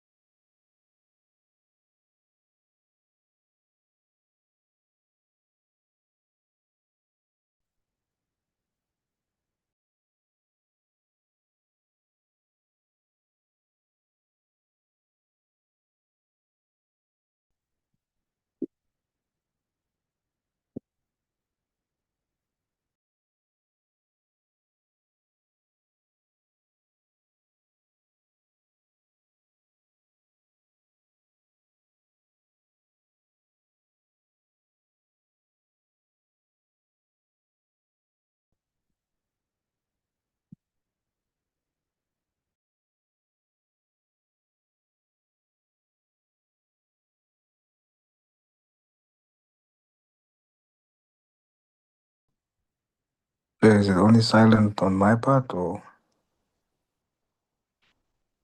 Yeah, we're still waiting for Mr. Kwebu to light the next set.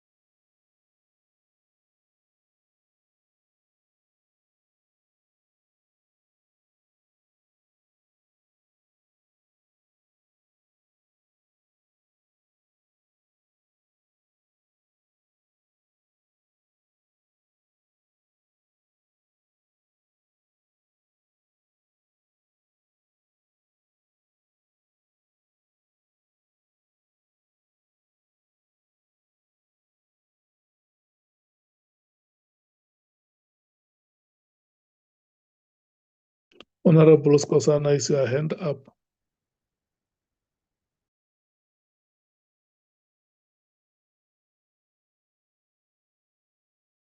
Mr. Kwebu.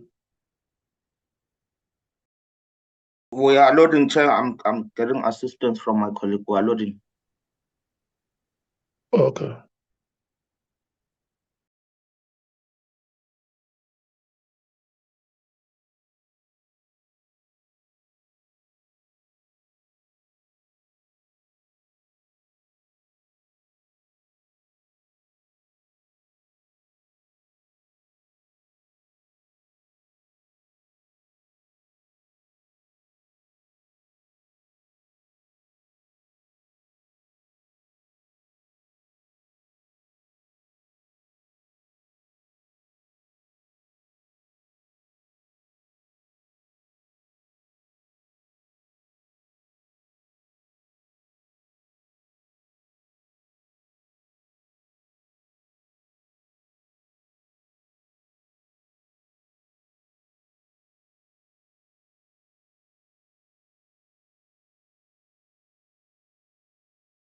Chair, are we still on? I can't hear anything. Yes, we are still here. We were asking you if your hand is up.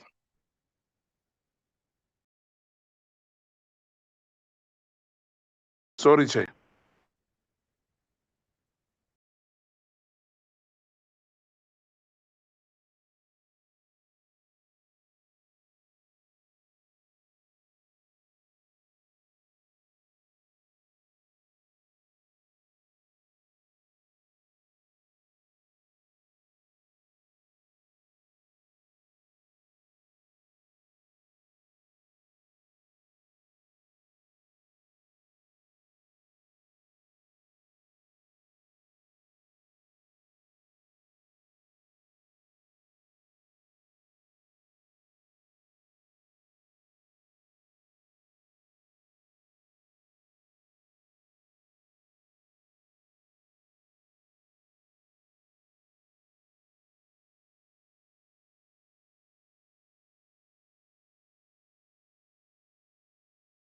We have got 19 January, Chair, on the screen. Page 1.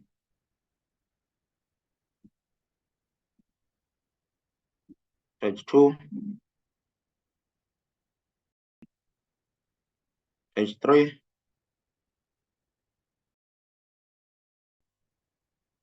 Page 4.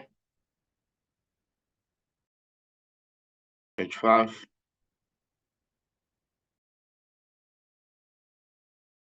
Page 6. Page 7. And page 8. Good, Chair. Thank you. Can I check if there is any correction or proposed amendment?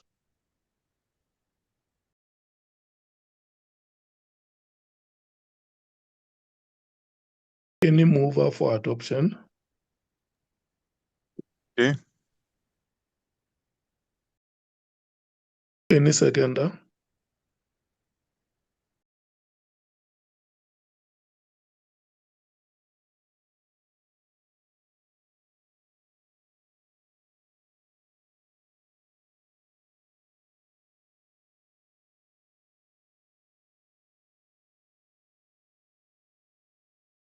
I'll second, Chair. Thank you so much. The next set palette.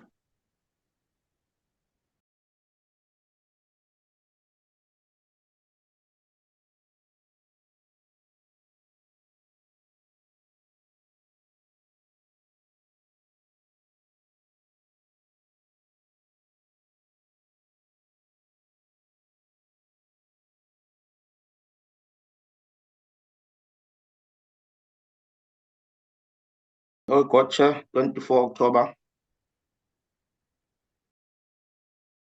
Page 1.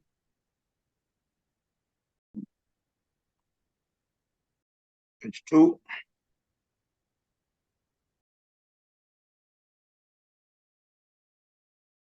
Page 3. Page 4.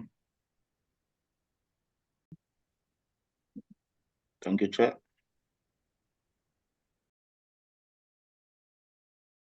Any correction or proposed amendment?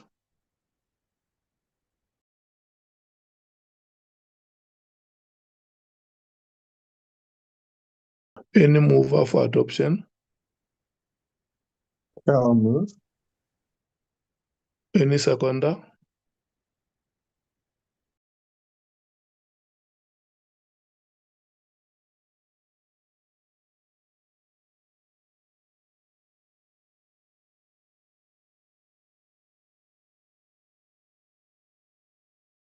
I'll second, Chair. It doesn't look like there's anyone else left on this meeting. Yeah, you must second if nobody seconds because the meeting still has a quorum. Next set.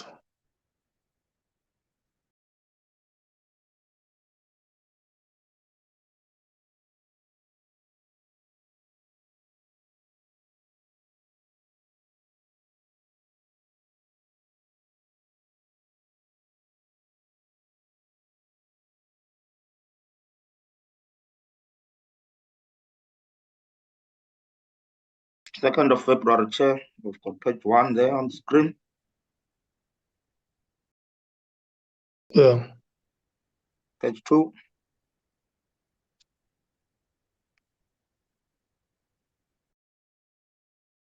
Page 3.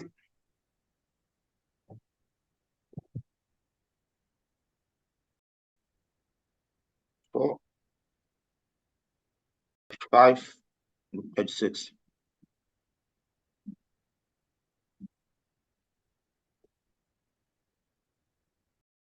Correction or proposed amendments?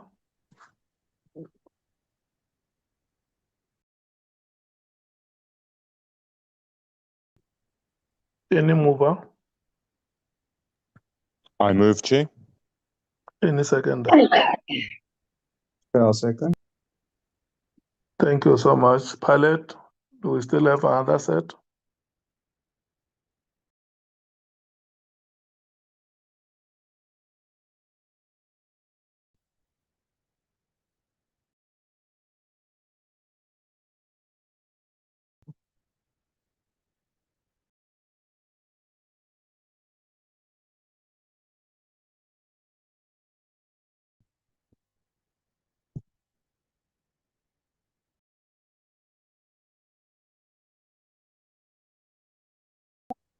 28 October, Chair. Page 1, page 2,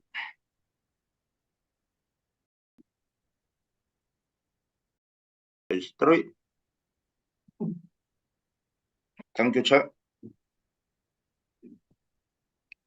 Okay, any correction or amendment? Chair, Honorable Matthys. thank you, Chair. The minutes that we have, the only minutes that were circulated to us prior to this meeting were the minutes of our ad hoc meetings, not the proceedings where we've actually had witnesses. So it's very difficult for us to go through these minutes so quickly and as they are moving, especially, well, particularly the ones that include the oral evidence by our witnesses. Were you aware that we didn't get these minutes We for the oral circulated, evidence, not the oral we, evidence?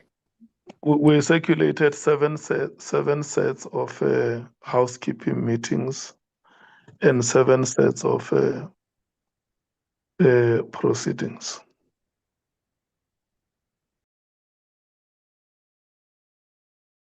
Okay, Chair, I'll go through the WhatsApp group, but I don't remember seeing the oral. I just saw the ones of the meetings. Thank you.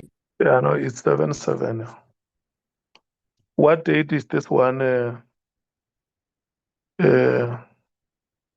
palette? 28 October, Chair.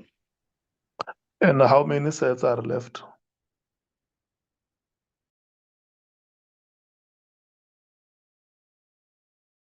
I mean, the sets that you circulated, how many are left? We should be left with about 4, Chair.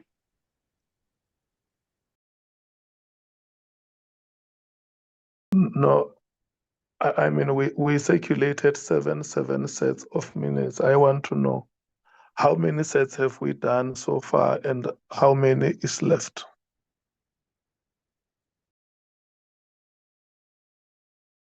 We are left with 4, Chair. We've done 10. Okay. So this is the 28, you say 28 October. Yes, Chair. Okay. Can I check if there is any correction or any amendment?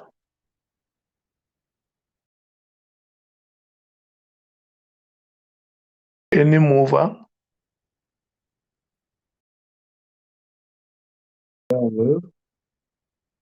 Seconder? I'll second. Thank you. Next set, palette.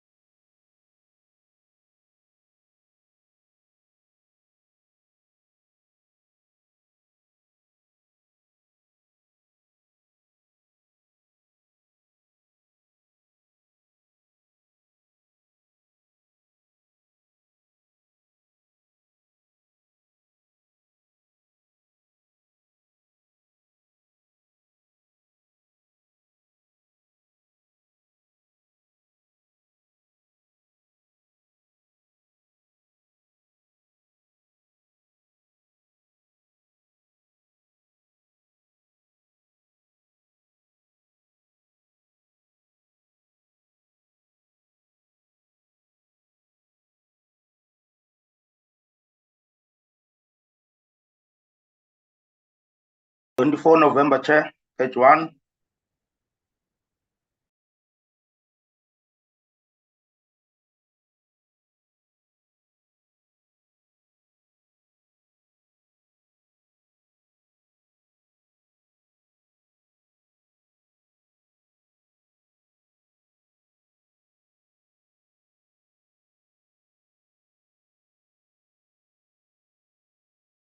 Page 2.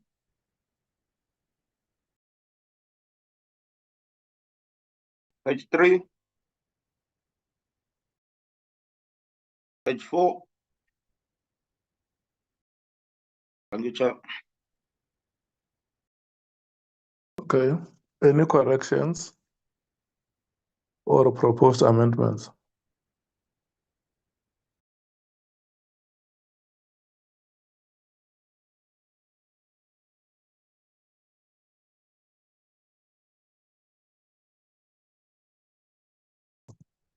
Any mover? Shall move. Any seconder? I'll second. Thank you so much. Next set, palette.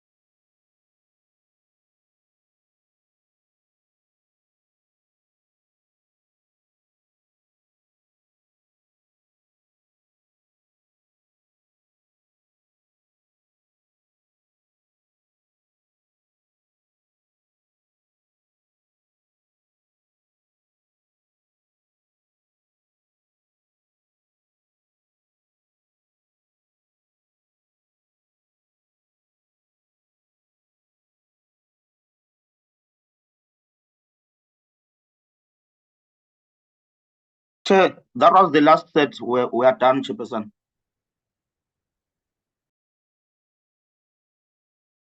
Okay.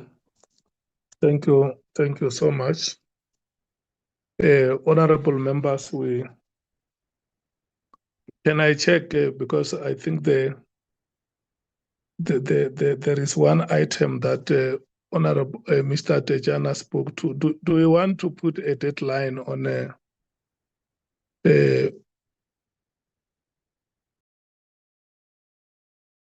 the question to the president? Mr. Tejana, the consolidated questions have they been sent out to members? Correct, Chairperson. That's my understanding, Chair. Can we get that confirmation so that members, when they leave this meeting, we know when can they respond to the question to those questions?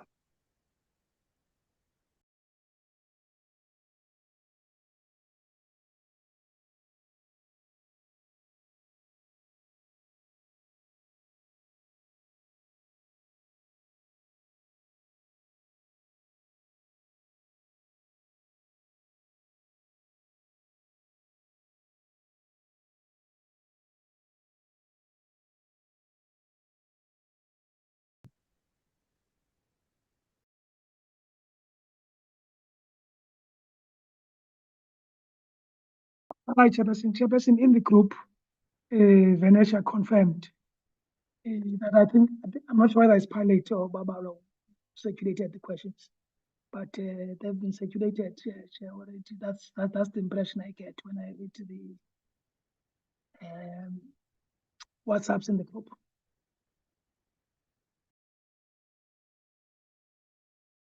Okay, members, can we agree that by close of business on Wednesday, we must have got the responses? In the event there are no responses, the questions will be forwarded. Honorable Matthews.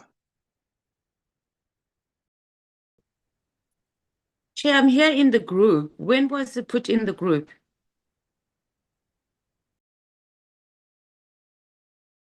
Mr. Can we Tejan. get an indication?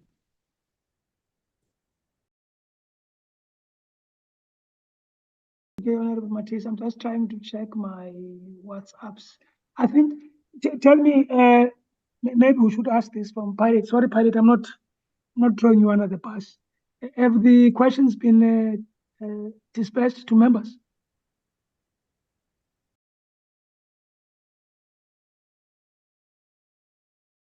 Because Venetia says questions have been sent to Pilot.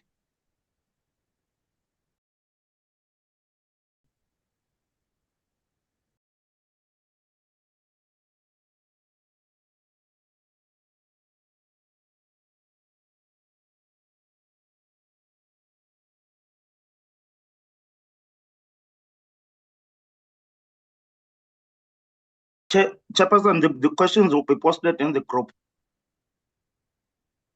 Yeah. I was saying we are going to post them in the group. Do you have the questions? Yes, Chair. Okay. Can we agree, honorable members, that we must check those questions and indicate if we are happy by Wednesday close of business, we must have got the responses of members. If we haven't got those responses, we are going to forward those questions to the office of the president. Number two, are we agreeing to start at 10 o'clock tomorrow? Yes, Chair. Thank you. Agreed. Thank you so much. And the last announcement that I want to make before I close the meeting, tomorrow will be my last day of attendance at the University of Johannesburg, so I'm going to miss tomorrow's meeting.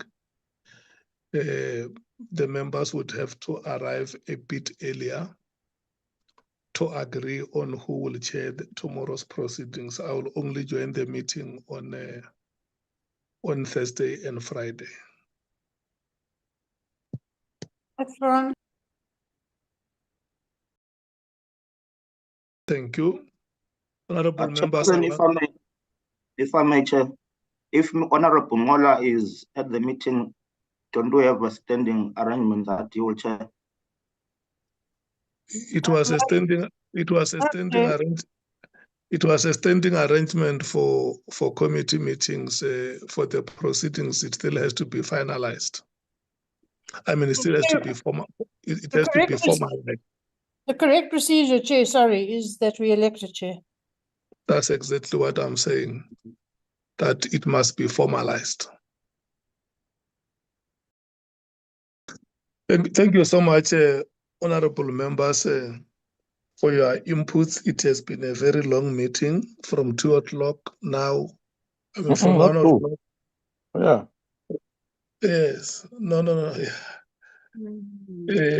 From 1 o'clock until now, I must thank you so much for your commitment. This meeting has unfortunately come to an end until we meet again in the next proceedings. Thank you so much. Thank you, Chair. Thank you. Thank you, Chair.